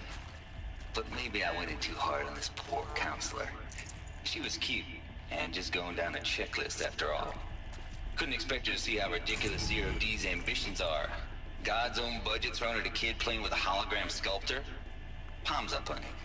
I'm just calling it like it is. Hey, look, Mom, I'm making nature. Now, if nature is so important, why not let nature take its course? Extinction? That's natural. Zero Dawn? No, ma'am, that ain't. Heck, it's so unnatural to be called an abomination back home, and you know it. That's why you're hiding it. Meanwhile, my little honey of a counselor, she's munching the inside of her cheek. Bad habit. She chewed one of her nails, too, just one. Not your day, was it, little sweet pea? Saw her quota slipping away. Said, I assume you intend to decline the assignment, Mr. Tate. You kidding me? 18 months hard labor in exchange for 30 years lounging around Elysium watching porn? Sign me up.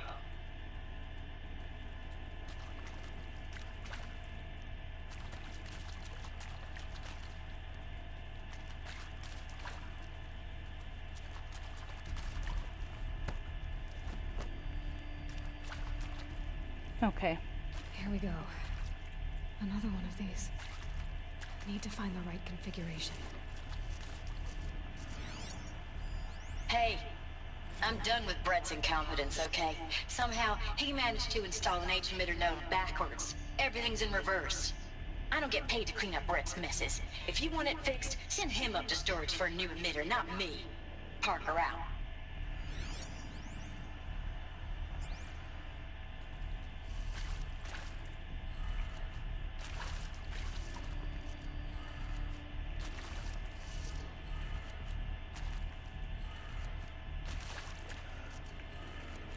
Done.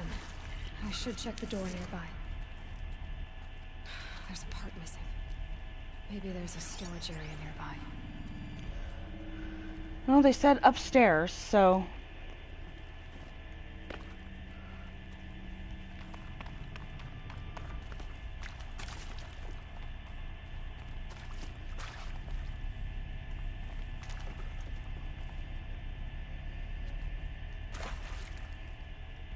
Huh. So I gotta get up there somehow. Let's see.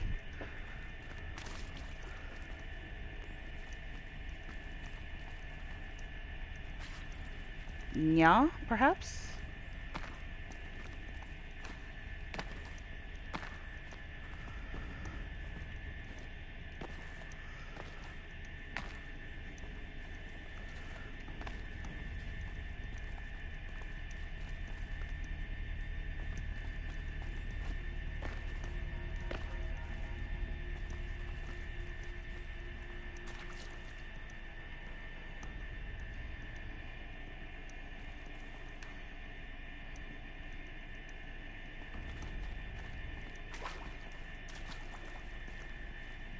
Oh, there's got to be a way up that I'm just not seeing.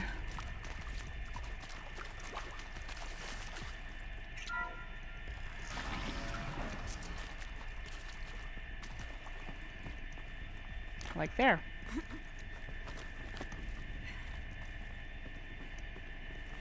Yep. Wrong button.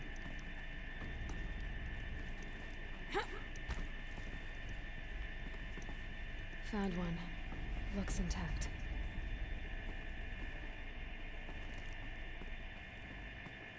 I'm glad that being petrified doesn't affect whether or not it'll work. Just seems like good luck. Okay, she said these were all backwards, so... Now let's get that door open.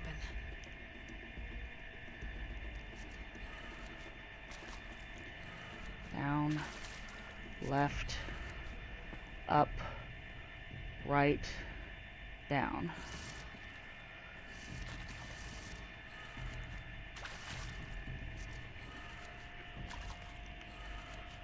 That did it.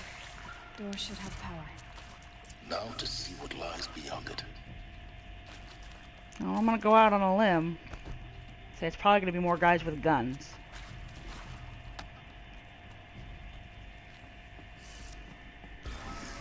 Called it.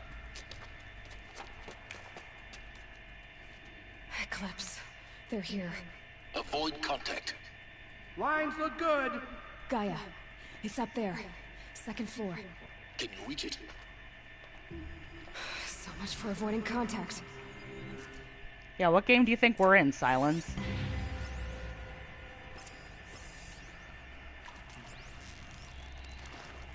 Got that one. Got that one. Haven't you got anything better to do?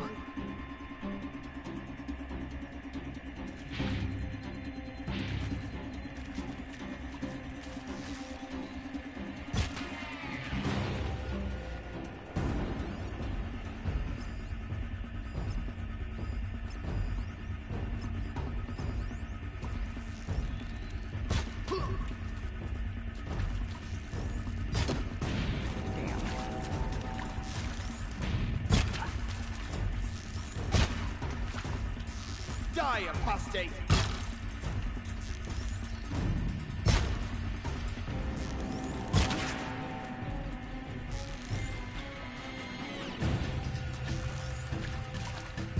Here we are!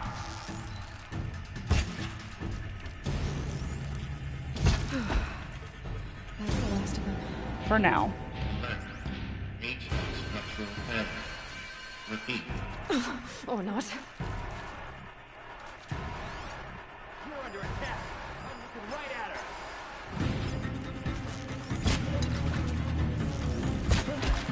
You can't evade me.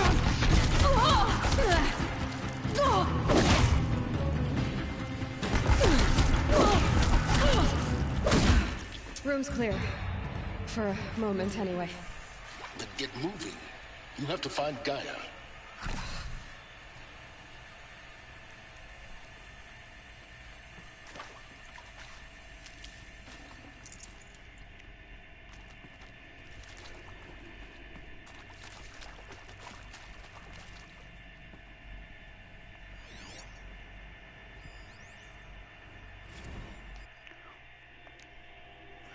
Marco saying to Elizabeth Sobek simulation results.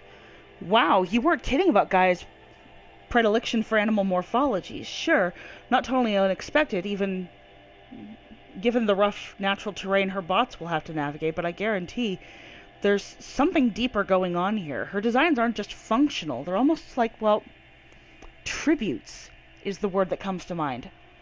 As though she's already mourning their loss. And not just for the disappearing fauna of our time, but creatures from the fossil record, too. References to megafauna in some of her designs. It's so cool.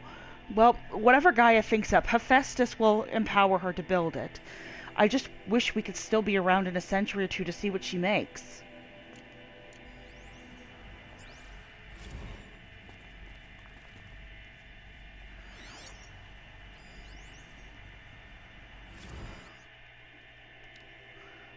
Full steam ahead. Margot, if I doubted your brilliance in the slightest, I wouldn't have picked you as the Hephaestus Alpha. You need to stop worrying about your age and communication style. You are who you are. Have confidence in yourself. You know what you're doing. Case in point, the latest draft of your plan for the construction and stocking of bootstrap silos to store raw materials is excellent. This, combined with your design for the AM Foundry Core and the Foundry Site Selection Plan, add up to a comprehensive plan. It's time to start construction. One detail. Consult with Iomide Okilo before you finalize the silo inventories. Hephaestus' first task will be to fabricate the robots that will construct the waveform broadcast towers Minerva will use to transmit the deactivation codes. So any exotic materials needed for the tower should be accounted for in the inventory plan. Elizabeth.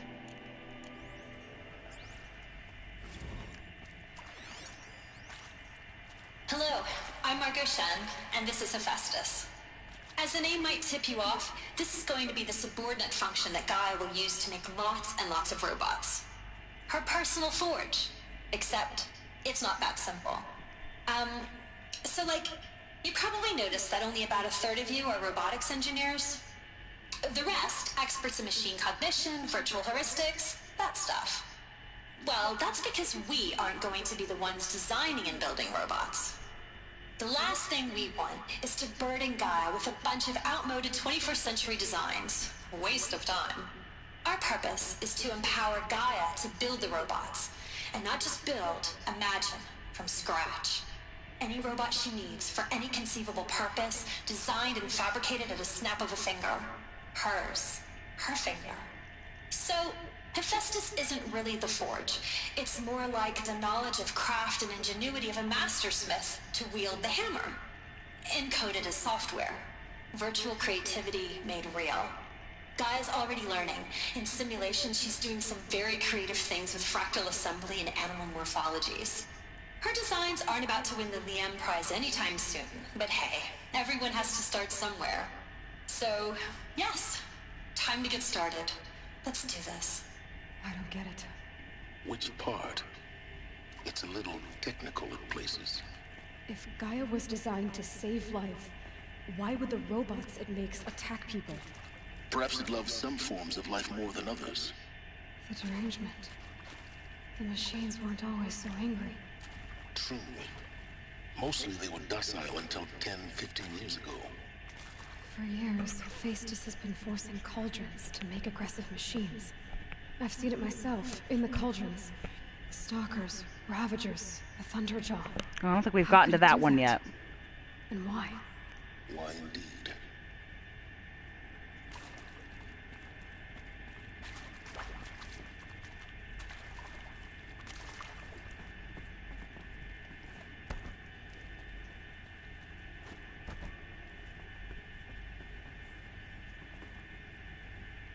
That is an important bit of canon information, though. That suggests to me that you should have most of the cauldrons finished before you even get here.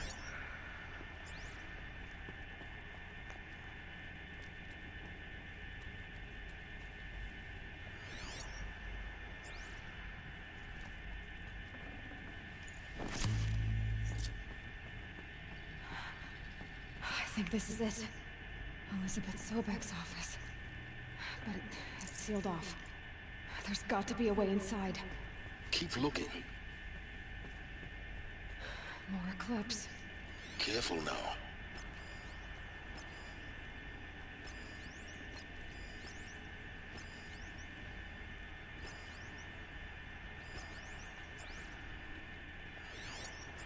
Okay, I did get them all.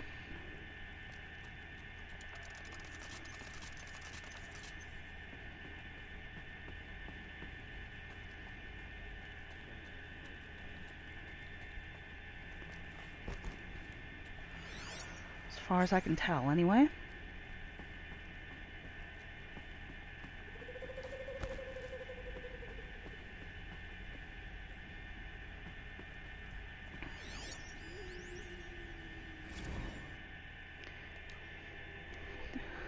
From Samina and Badge, Encapsulated DNA.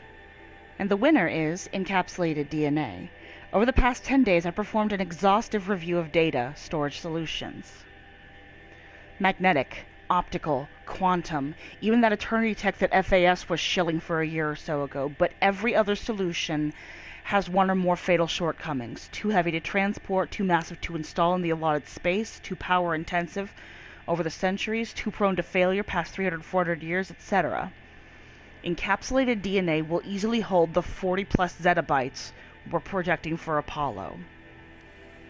There are still many details to finalize, of course. To start with, we need to select the inert material in which we'll embed the molecules already testing 16 candidate materials, as well as design and fabricate the power systems and sealed reliquaries that will keep the DNA at negative 18 degrees Celsius for 1,000 years. So long as I assure you that it didn't factor into my decision, may I confess that I deem it entirely fitting, indeed propitious, that we will be using the very building blocks of life to preserve human knowledge from mechanized extinction? It's not just ironic, but heroic. Life as the hero, beating back the forces of oblivion. In any case, much to do. Until next time, peace be with you, Samina. That's interesting, and I'm not entirely sure how that would work.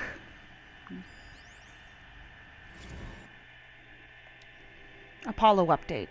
Over the past 2 months, the full benefit of our procurement of a copy of the Homer archive from Far Zenith has made itself known, and as a result, all of Apollo's key deliverables are on schedule. Apollo has already surpassed 40 million discrete data entries and continues to grow. The physical science modules are effectively complete, with soft science modules close behind. World history, cultural data, and media archives are also on schedule. Language preservation is wrapping up a bit ahead of schedule due to falling short of our goal to preserve 4,500 languages. I suppose the tragic early loss of Papua New Guinea doomed that goal from the outset, with attendant curricula development about to begin. Speaking of the heuristic curricula, they are performing well in testing, with children and adolescents demonstrating high levels of engagement with and trust in the Aristotle and Aspasia personae. Personally, I find them highly engaging, especially when they debate. I wish half my professors had been so entertaining. Peace be with you, Samina.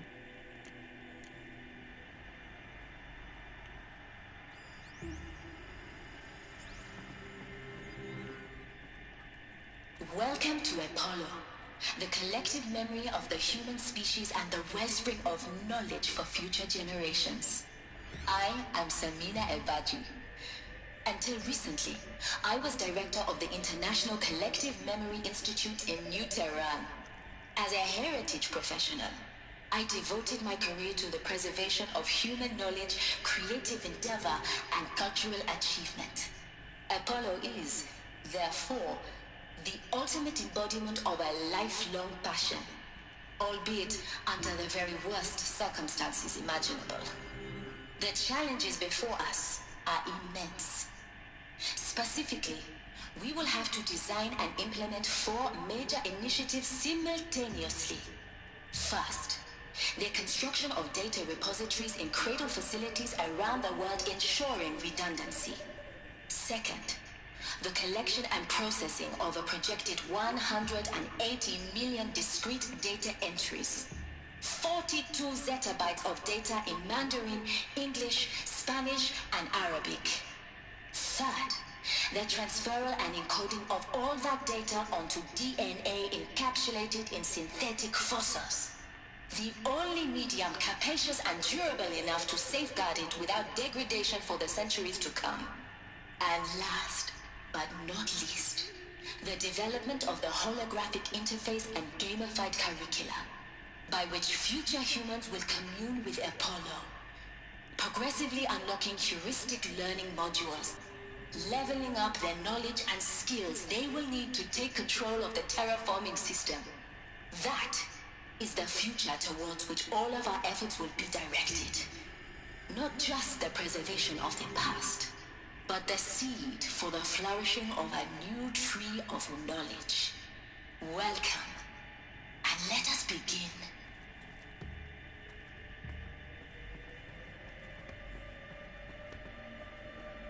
That is so cool.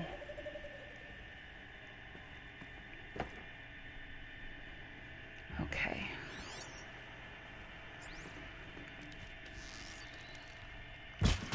Always get the guy in the back. They're still looking.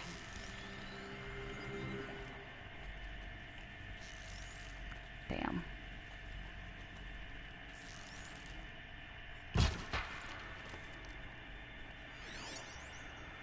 Oh, fresh guys.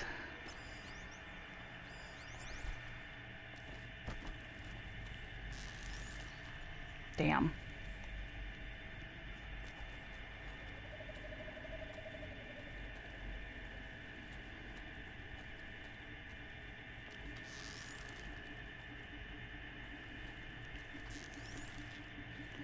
I appreciate that in all of this there are so many little places where you can tuck yourself away.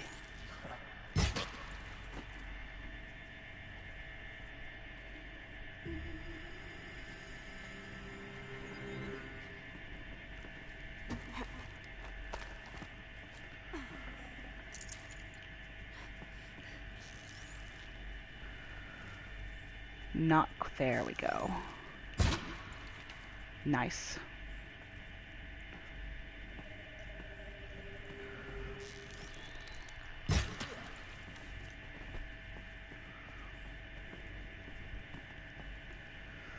That's not how. There we go. That's what I was looking for. Dr. Sobek, please archive this testimonial in Apollo. Cross-reference to all mentions of my name and Operation Enduring Victory. My name is General Aaron Harris. From 2060 to 2066, I served as the chairman of the Joint Chiefs of Staff, the highest-ranked officer of the United States Armed Forces. The tenure of my command included strategic planning and oversight of Operation Enduring Victory, a falsehood perpetrated on the civilian populations of the United States and other nations during the last 14 months of life on this planet. Before the Pharaoh Plague, I did my job and did it well. I was bold and decisive, crafty in political maneuvers. It wasn't an accident that I rose to my position and became the commander of the largest mechanized force ever assembled. But to what end? My only lasting achievement was the extinction of life on Earth. And my one redeeming act, if any, was to delay that extinction by days or weeks, by throwing more death at it. Aloy, what is your problem? But there will be no need for men like me in the world to come. If you are one of the people of that future world listening to this message, please know that I am sorry and that I wish you well. Sincerely, Aaron Harris.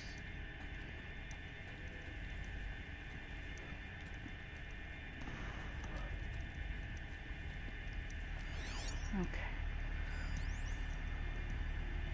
Welcome to Hades, Zero Dawn's extinction failsafe protocol, the ultimate killer app. Now, I know what you're thinking. The purpose of Gaia is to resurrect life. So why give her a subordinate function, only purpose of which is to wipe out life all over again? I mean, what? Just plumb crazy, ain't it? Well, no, it isn't. Reconstituting a biosphere? That's a tall order. Tech smart as Gaia may be, odds are she won't get it right the first time. I mean, imagine you're Gaia, 200 years from now, and this new biosphere growing, it's all gone wrong. Alkalines are skyrocketing, coniferous forests eroding under the lash of superstorms that would have drowned Noah. It's chaos. A spinning top that won't stop wobbling. Now what are you gonna do? Release Phase 1 organisms into that hot mess? Hope their CO2 and methane can balance out what you got started? Hell no. What you're gonna do, Gaia, is step aside while Hades takes over and does what you're just too darn nurturing and life-loving to do. Which is burn that misbegotten mess of a biosphere to the ground so Gaia can start over. Okay, not burn, more like reverse terraforming operations and suffocating. But you get the idea. Hades takes the biosphere back to zero. Square one, blank slate. And then, only then, does it hand the steering wheel back to Gaia and say, try again, old girl. And better this time, or we'll have to do this again. That's Hades. It's pretty badass when you think about it. Extinction on demand. Death on speed dial. All for the greater good, of course, but still, kind of metal. So welcome to Hades. Welcome to the void. Okay, so if that's the original purpose of Hades, why does it want me extinct? We need more data. And how does it end up in the wreckage of a Pharaoh Titan, getting worshipped by the Eclipse like some kind of god? I'm learning as you are, Aloy. Keep searching.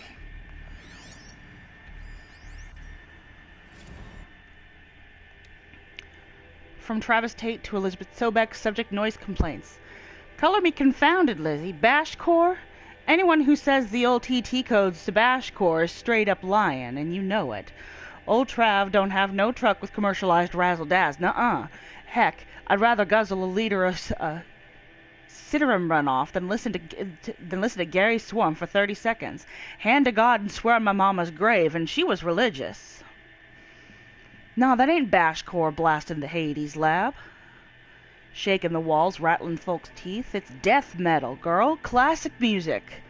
80s and 90s mostly. Got me some Dutch deathcore, some Japanese gore grind, some Swedish cannibal themed stuff too. Stop by if you want to listen, or heck, just come within 50 meters of the lab. Ain't no Bashcore, you'll see. Or hear, rather. In the screech that rends the air, and feel in the throbbing pulse of the floor and walls and ceilings swallowing you up like you was Jonah trapped in the gullet of a gothic deathfish. Hallelujah. As for those requests to turn it down, no can do, Lizzie. This is how I code. Turn down my death metal? Might as well give up stimulants, chocolate malts, and industrial accident vids. Last I heard, we was supposed to be coding Hades down here. Am I really supposed to code an extinction protocol without death metal to inspire me? No, I don't think so. Stay cool, Trav. That's what headphones are for, you dink.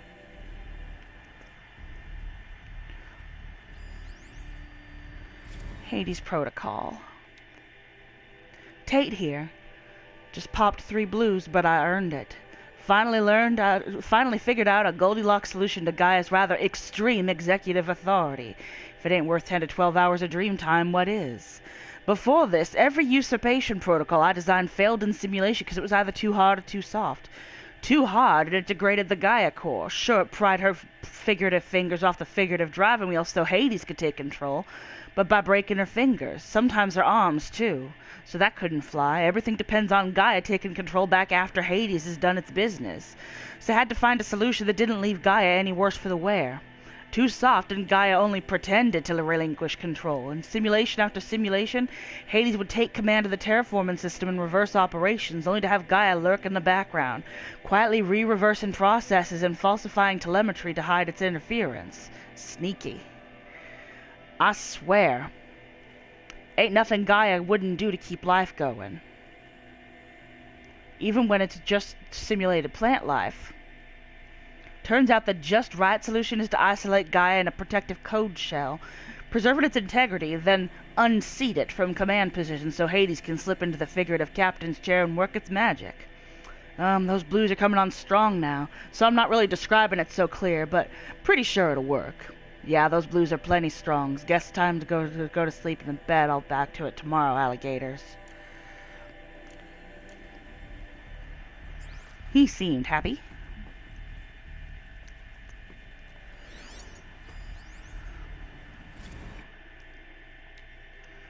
From Samina Abachi to Travis Tate, CC Elizabeth Sobek, Archive Abuse. Mr. Tate, this mail concerns Apollo Archive submission 000238676, your 666th submission in just 5 days. And oh, what a doozy. Despite earlier warnings re inappropriate materials, you chose to submit 265 holographic remasters of acknowledged classics of extreme exploitation cinema. Allow me then to thank you on 2 counts. 1, for giving me the pleasure of rejecting your submission, thereby consigning your favorite Eastern European torture flicks and the route to the dust heap of oblivion. It truly warms my heart to know that I have saved future humanity from the ordeal of experiencing not just one, but all 16 installments of Making a Millipede. Don't worry, the Pasolini material has already been preserved. Extreme, perhaps, but art. So Sallow made it in, is what you're telling me. That's fascinating. 2, for clarifying a concept that has so long been ambiguous and ethnically fraught for archivists such as myself, or ethically fraught for archivists such as myself. The definition of obscenity. You have freed me from the subjective quagmire embodied in Judge Potter's famous utterance, I know it when I see it. Thanks to you, I can now apply a single objective criterion. If Travis Tate submitted it, it is obscene. Accordingly, I have directed Apollo staff to summarily reject all of your future submissions, sight unseen. Perhaps you might invest the time you would have spent preparing further submissions on, I don't know, your assigned work? We have a world to save after all, or the rest of us do anyway. So we know Sallow made it in, and I wonder if Caligula made it.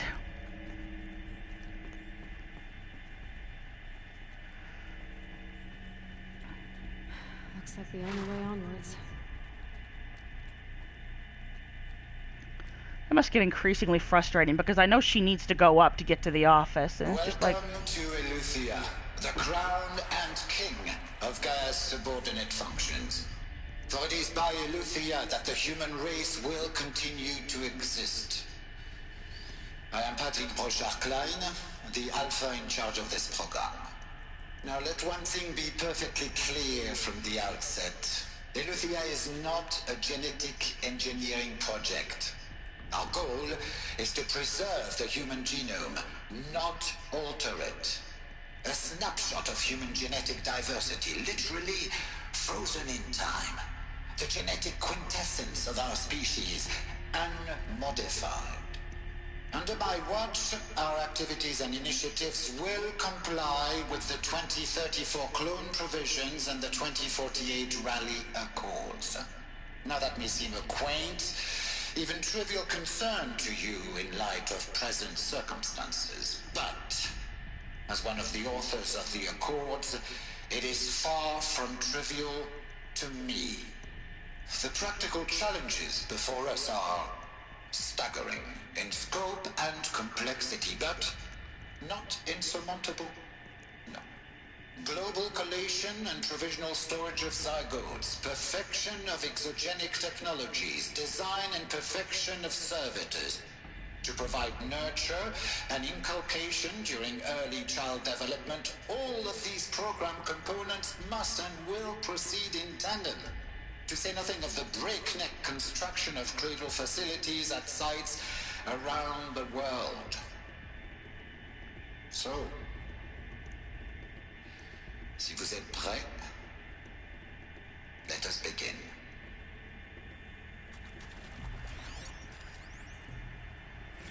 FZ Chambers. The ectogenic chambers arrived 2 days ago. I've spent the last 36 hours examining them and poring over technical documentation. They're a revelation, astonishing. I don't know what you had to give Far Zenith in trade to get these chambers, but it was worth it. In a single leap, their embryologists have vaulted past 50 years of technological shortcomings. The risks of ECMO, resolved. Nutrition delivery, resolved. Hormonal stability, resolved. 12 other risk areas, resolved. Before I examined these chambers, I considered the Odyssey to be a fool's errand. But if the rest of FZ's technology is at this level, well, a human colony around Sirius doesn't seem so impossible after all.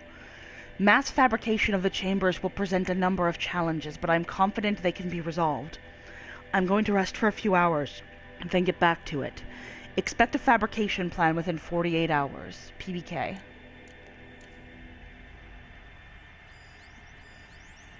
Are these what I think they are? Artificial wombs. Machines to spawn a new generation of human beings.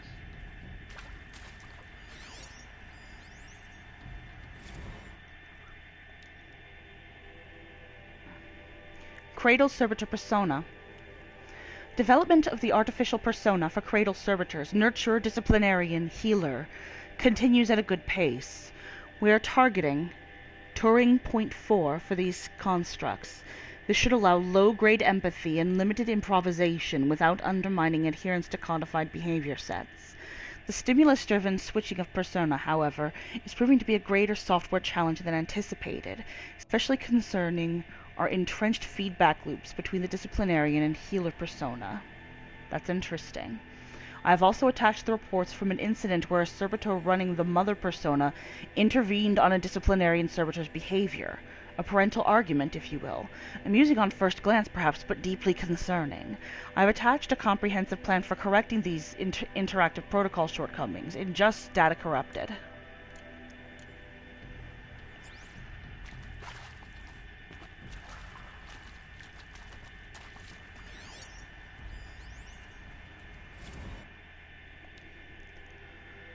Eleuthia 1 was successfully sealed before the swarm advancing across Xinjiang province could detect it. Ping back from crucial systems is good. For our maiden voyage, a success. Regards my disputes with the betas over zygote selection. Of course, I understand we have limited overhead to run simulations of gene flow in our future humans. We can all agree there is margin for refinement in future cradle populations. Donc, in addition to personally overseeing completion in the Eleuthia 2 site by Mount Namuli, I will formulate and propose a modified zygote selection plan within the week.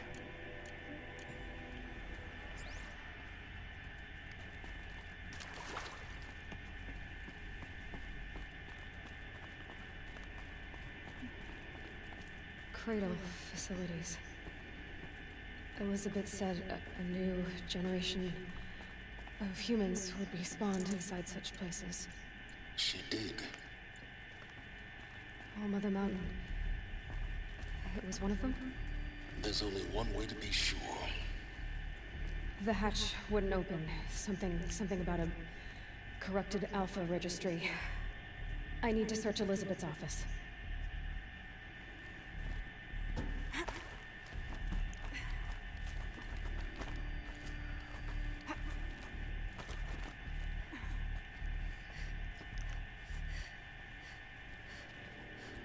Nothing over here of note. Doesn't look like it.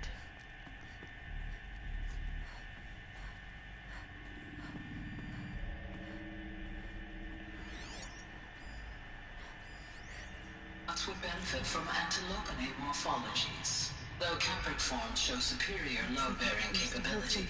You're a quick study, Gaia. Dr. Sobek, as I have conducted this comparative analysis of mammalian morphologies, I have gathered extensive data on the quaternary extinction event. Oh? And your assessment? Gaia? Logically speaking, the extinction was a natural consequence. And yet, I find the loss of megafaunal species unaccountably sad. That they passed forever into oblivion causes me to experience a grief that is difficult to describe. Am I malfunctioning? No, Gaia, you're not. This is good. It's very good.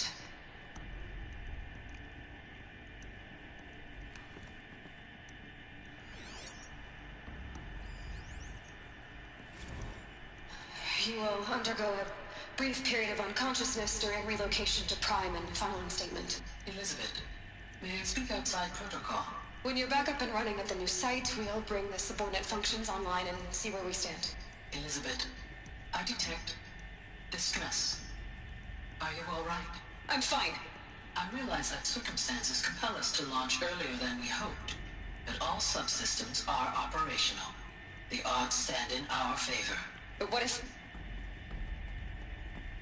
Gaia, there's nothing left out there. You can't even survive unless you're wearing an environmental suit. There are billions dead, in fear and agony. What if it was all for nothing? Elizabeth, extinction was inevitable. Thanks to you, life will have a future. You really believe that? I believe in you, Elizabeth. In you, all things.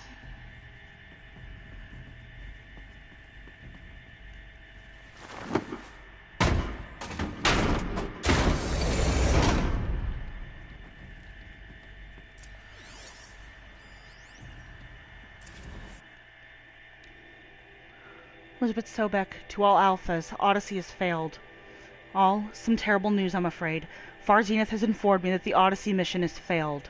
Last night, telemetry indicated a catastrophic antimatter containment failure as this drive spun up to depart the solar system. The ship, its crew, its cargo of zygotes and seeds, its alpha build of Apollo, were lost. Zero Dawn is now the only hope for the continuation of the human species and earthly life. We must succeed, Elizabeth.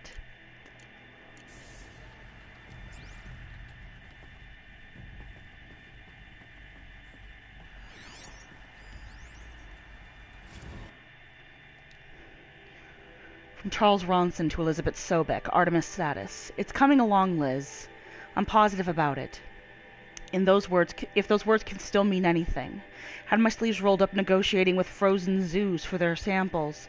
So many species trapped in ghoulish hologram dioramas, suspended in what-ifs, more than 14,000 that went extinct between 2000 and 2043. We started mapping out primary succession, selecting the pioneer organisms for a balanced and sustainable biosphere, microorganisms and insects, rabbits and hawks, foxes and wolves. Thousands more that will have to wait their turn until our new generation can be entrusted with the duty of restoring them, so they can return to a world that this time will understand the concept of conservation before it's too late. There's already been too many too lates. We lost a whole collection team during the swarm breakthrough at Myanmar. The samples we lost were, well, irreplaceable. But thanks to you, Liz, the circle of life will bend, not break. The Earth was a lifeless rock before, and someday it will be again. But not now, not like this. Not on our watch. Ronson.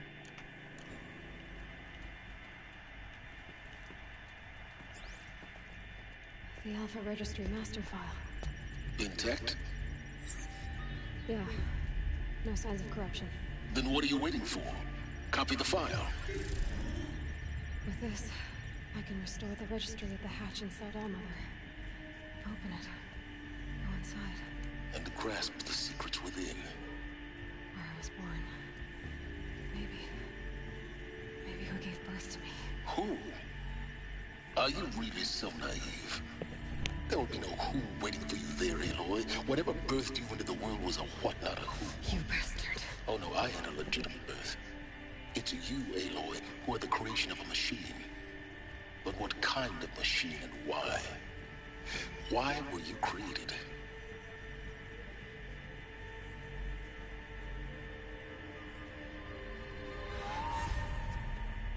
Eclipse. You need to get out of there. What you found is too valuable. You're too valuable.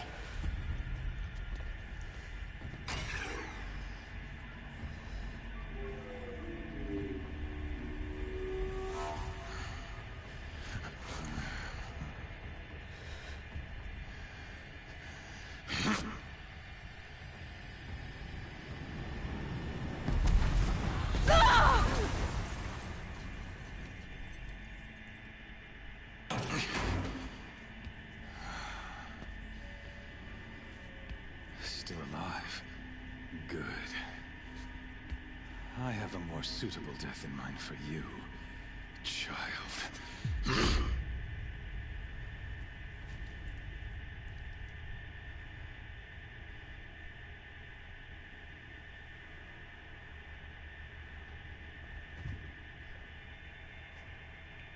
My entire life, I've always known one thing with prophetic certainty. That I was destined for glory as a great champion of the sun. Even when Jiran was murdered, even when Meridian fell, I never doubted my destiny. Until you came along. When I heard that you had survived, a doubt took root in my mind.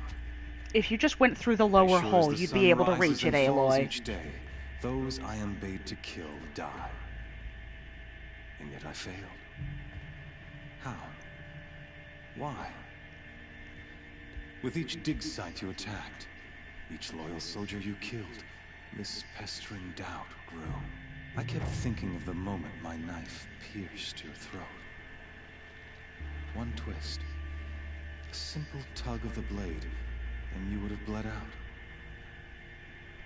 In slaughter, I am a practiced hand. So why hesitate? Why fail my destined purpose?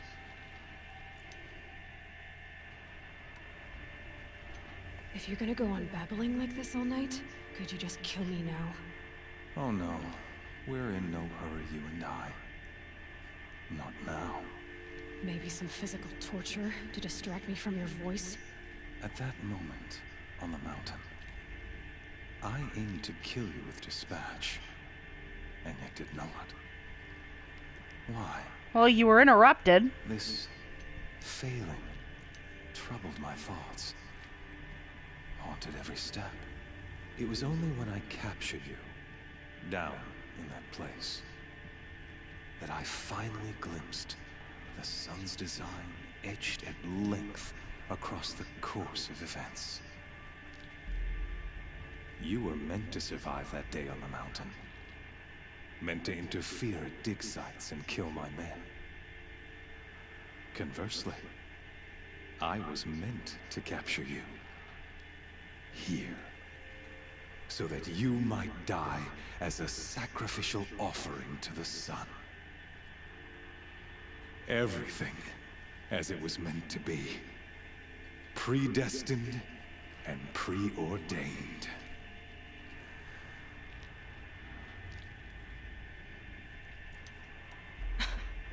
Some destiny. You're following orders, not some grand cosmic design. You're a puppet, with Hades yanking the strings. A pawn pushed around by larger forces. It'd be laughable if there weren't so much killing involved. Hades is an ancient machine, not the buried shadow of Karja myth. It doesn't care about Meridian. It wants to kill everything and everyone. And you are its dutiful slave. I serve not the buried shadow, but the sun in shadow. All halves of nature joined to one cause. Shadow to sun, dark to light. Do you really not hear how ridiculous that sounds? You've gone from serving an insane homicidal Sun King to an insane homicidal machine. You're moving down in the world, not up.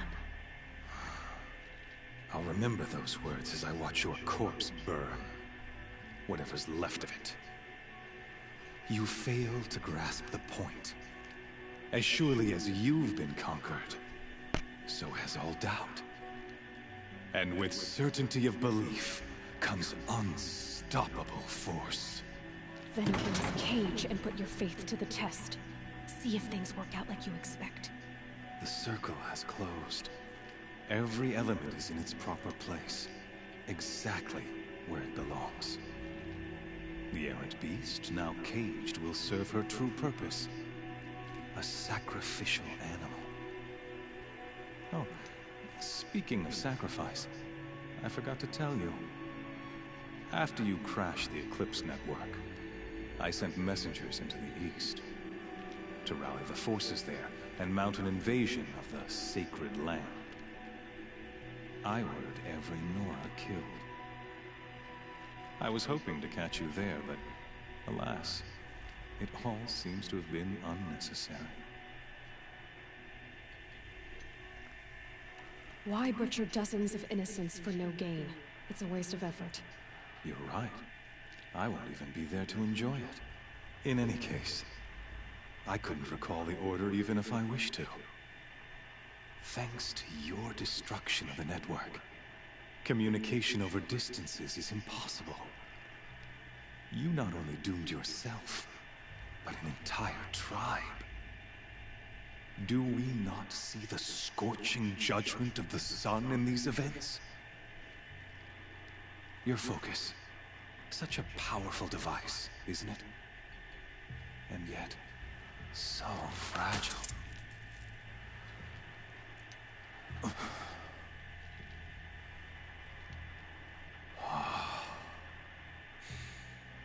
So you see, this time, I did not hesitate.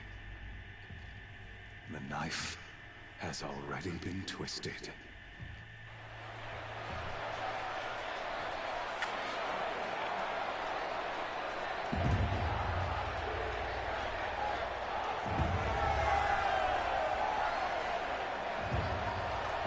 You could still get your spear at this point.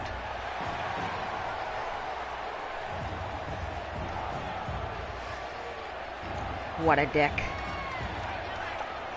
Carja faithful, rejoice! Our years in shadow are over. A new dawn trembles on the horizon. A new day soon to break. And when it does, the false Sun King will be dead, and Holy Meridian ours once more. In this, I have become an instrument of prophecy. All halves of nature join to one cause. Shadow to sun, light to dark, night to day. Behold! Oh, there's the doctor.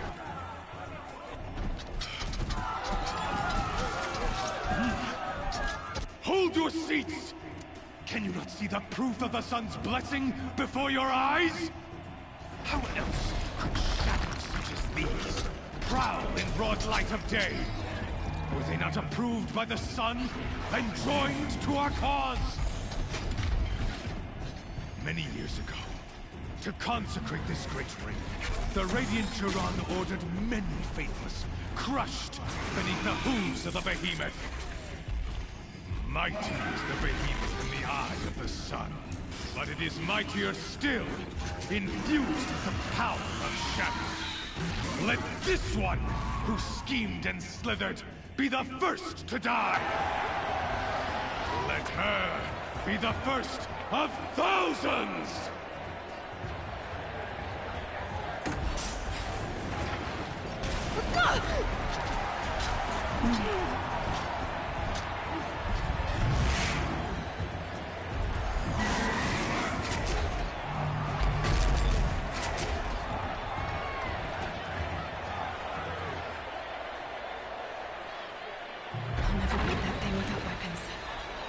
Weapons are up on the platform.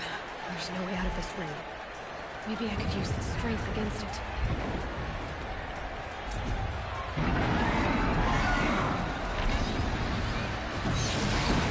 That pillar's weak. Another hit, and that pillar will come down.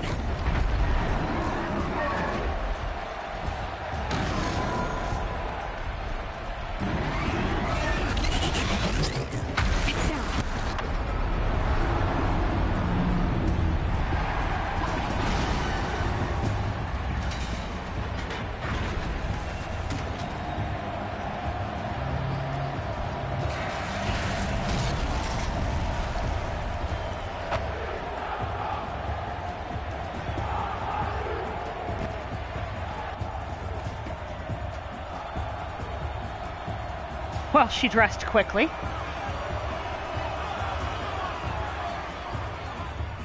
Hey! Guess who got her weapons back? Now you're just a big dumb target. Come and get it!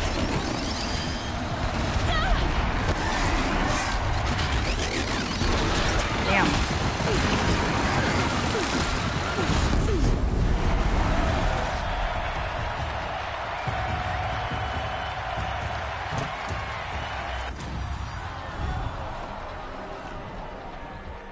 I guess she can't loot it because she doesn't have her focus. She doesn't know what stuff she can take out. Silence!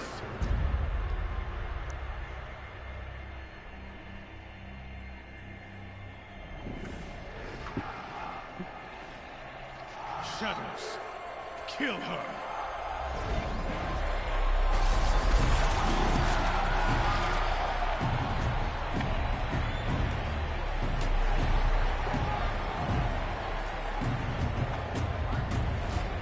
Kill her! Why leave it to them? Come get me yourself!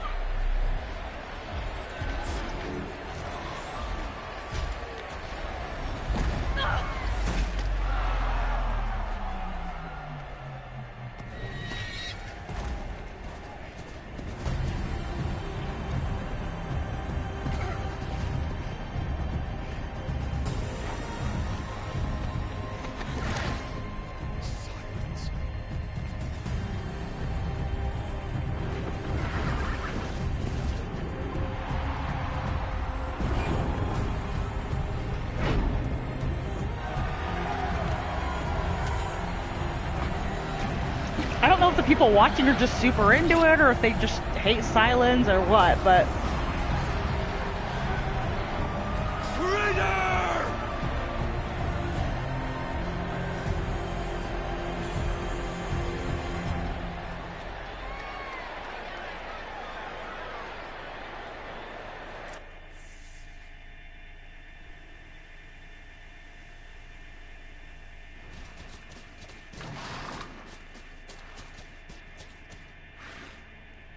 So you're here. Really here. You risked your life. Of course I did. If you'd been killed, the Nora's sacred mountain would never have given up its secrets. Too bad you wasted your time, then. Helis destroyed my focus. And the Alpha Registry with it. Not at all. The whole time I've been monitoring your focus, I've duplicated every data file you scanned. Installing that data to a new focus was trivially easy. Happy birthday, Isaac. Daddy sure does love his little big man. You're really good at making it impossible to like you, Silence. But I guess I need this. It's time to see where you were born. Maybe you'll even learn why. Yeah. Meet the machine that birthed me into this world. Isn't that how you put it? I'll be off. Wait. Yes?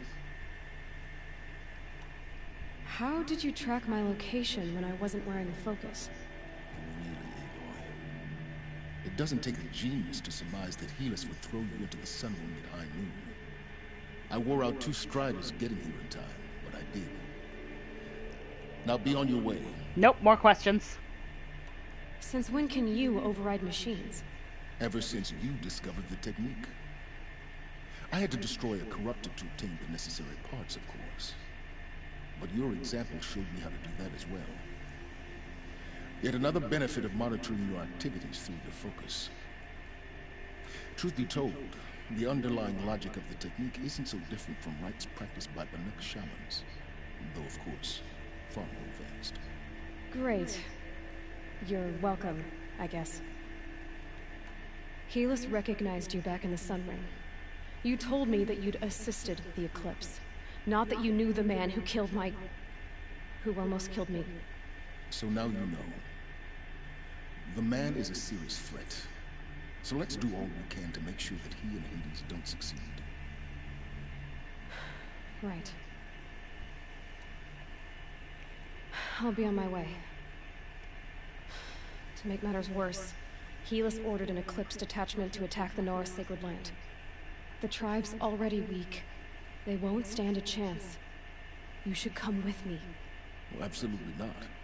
I have preparations to make elsewhere. What kind of... Why do I bother asking? You're not gonna tell me. When the time is right, I'll be in touch. I'll contact you later. In the meantime, should you need to return to Shadow Carja territory, I brought armor to conceal your identity.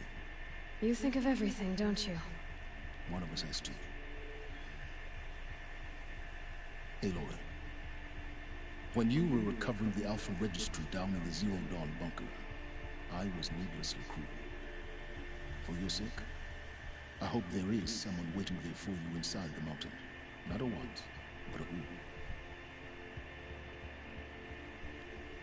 Yeah!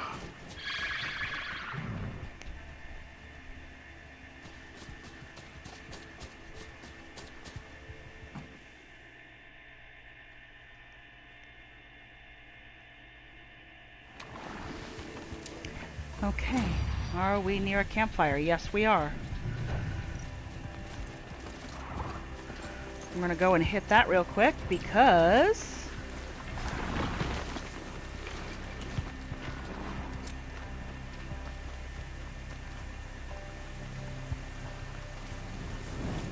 I think this is a good place to stop. We've covered a lot today. And what will be coming next, of course, is getting back to the Nora Sacred Land, and we're going to take a bash at trying to do that in real time. He said that he wore out 2 Striders getting there. Let's see if that's actually true. All of this and more when we come back on Monday. Now remember, my regular streams for this are on Mondays and Wednesdays at 7 p.m. Eastern US time. If you're watching over on YouTube, come on over to Twitch, same username, and watch it live with us sometime. If you're watching on PS4, you can find all my previous broadcasts on YouTube under the name Impure Tale, and that's where I am on Twitch as well. You'll have a great long weekend, and good night.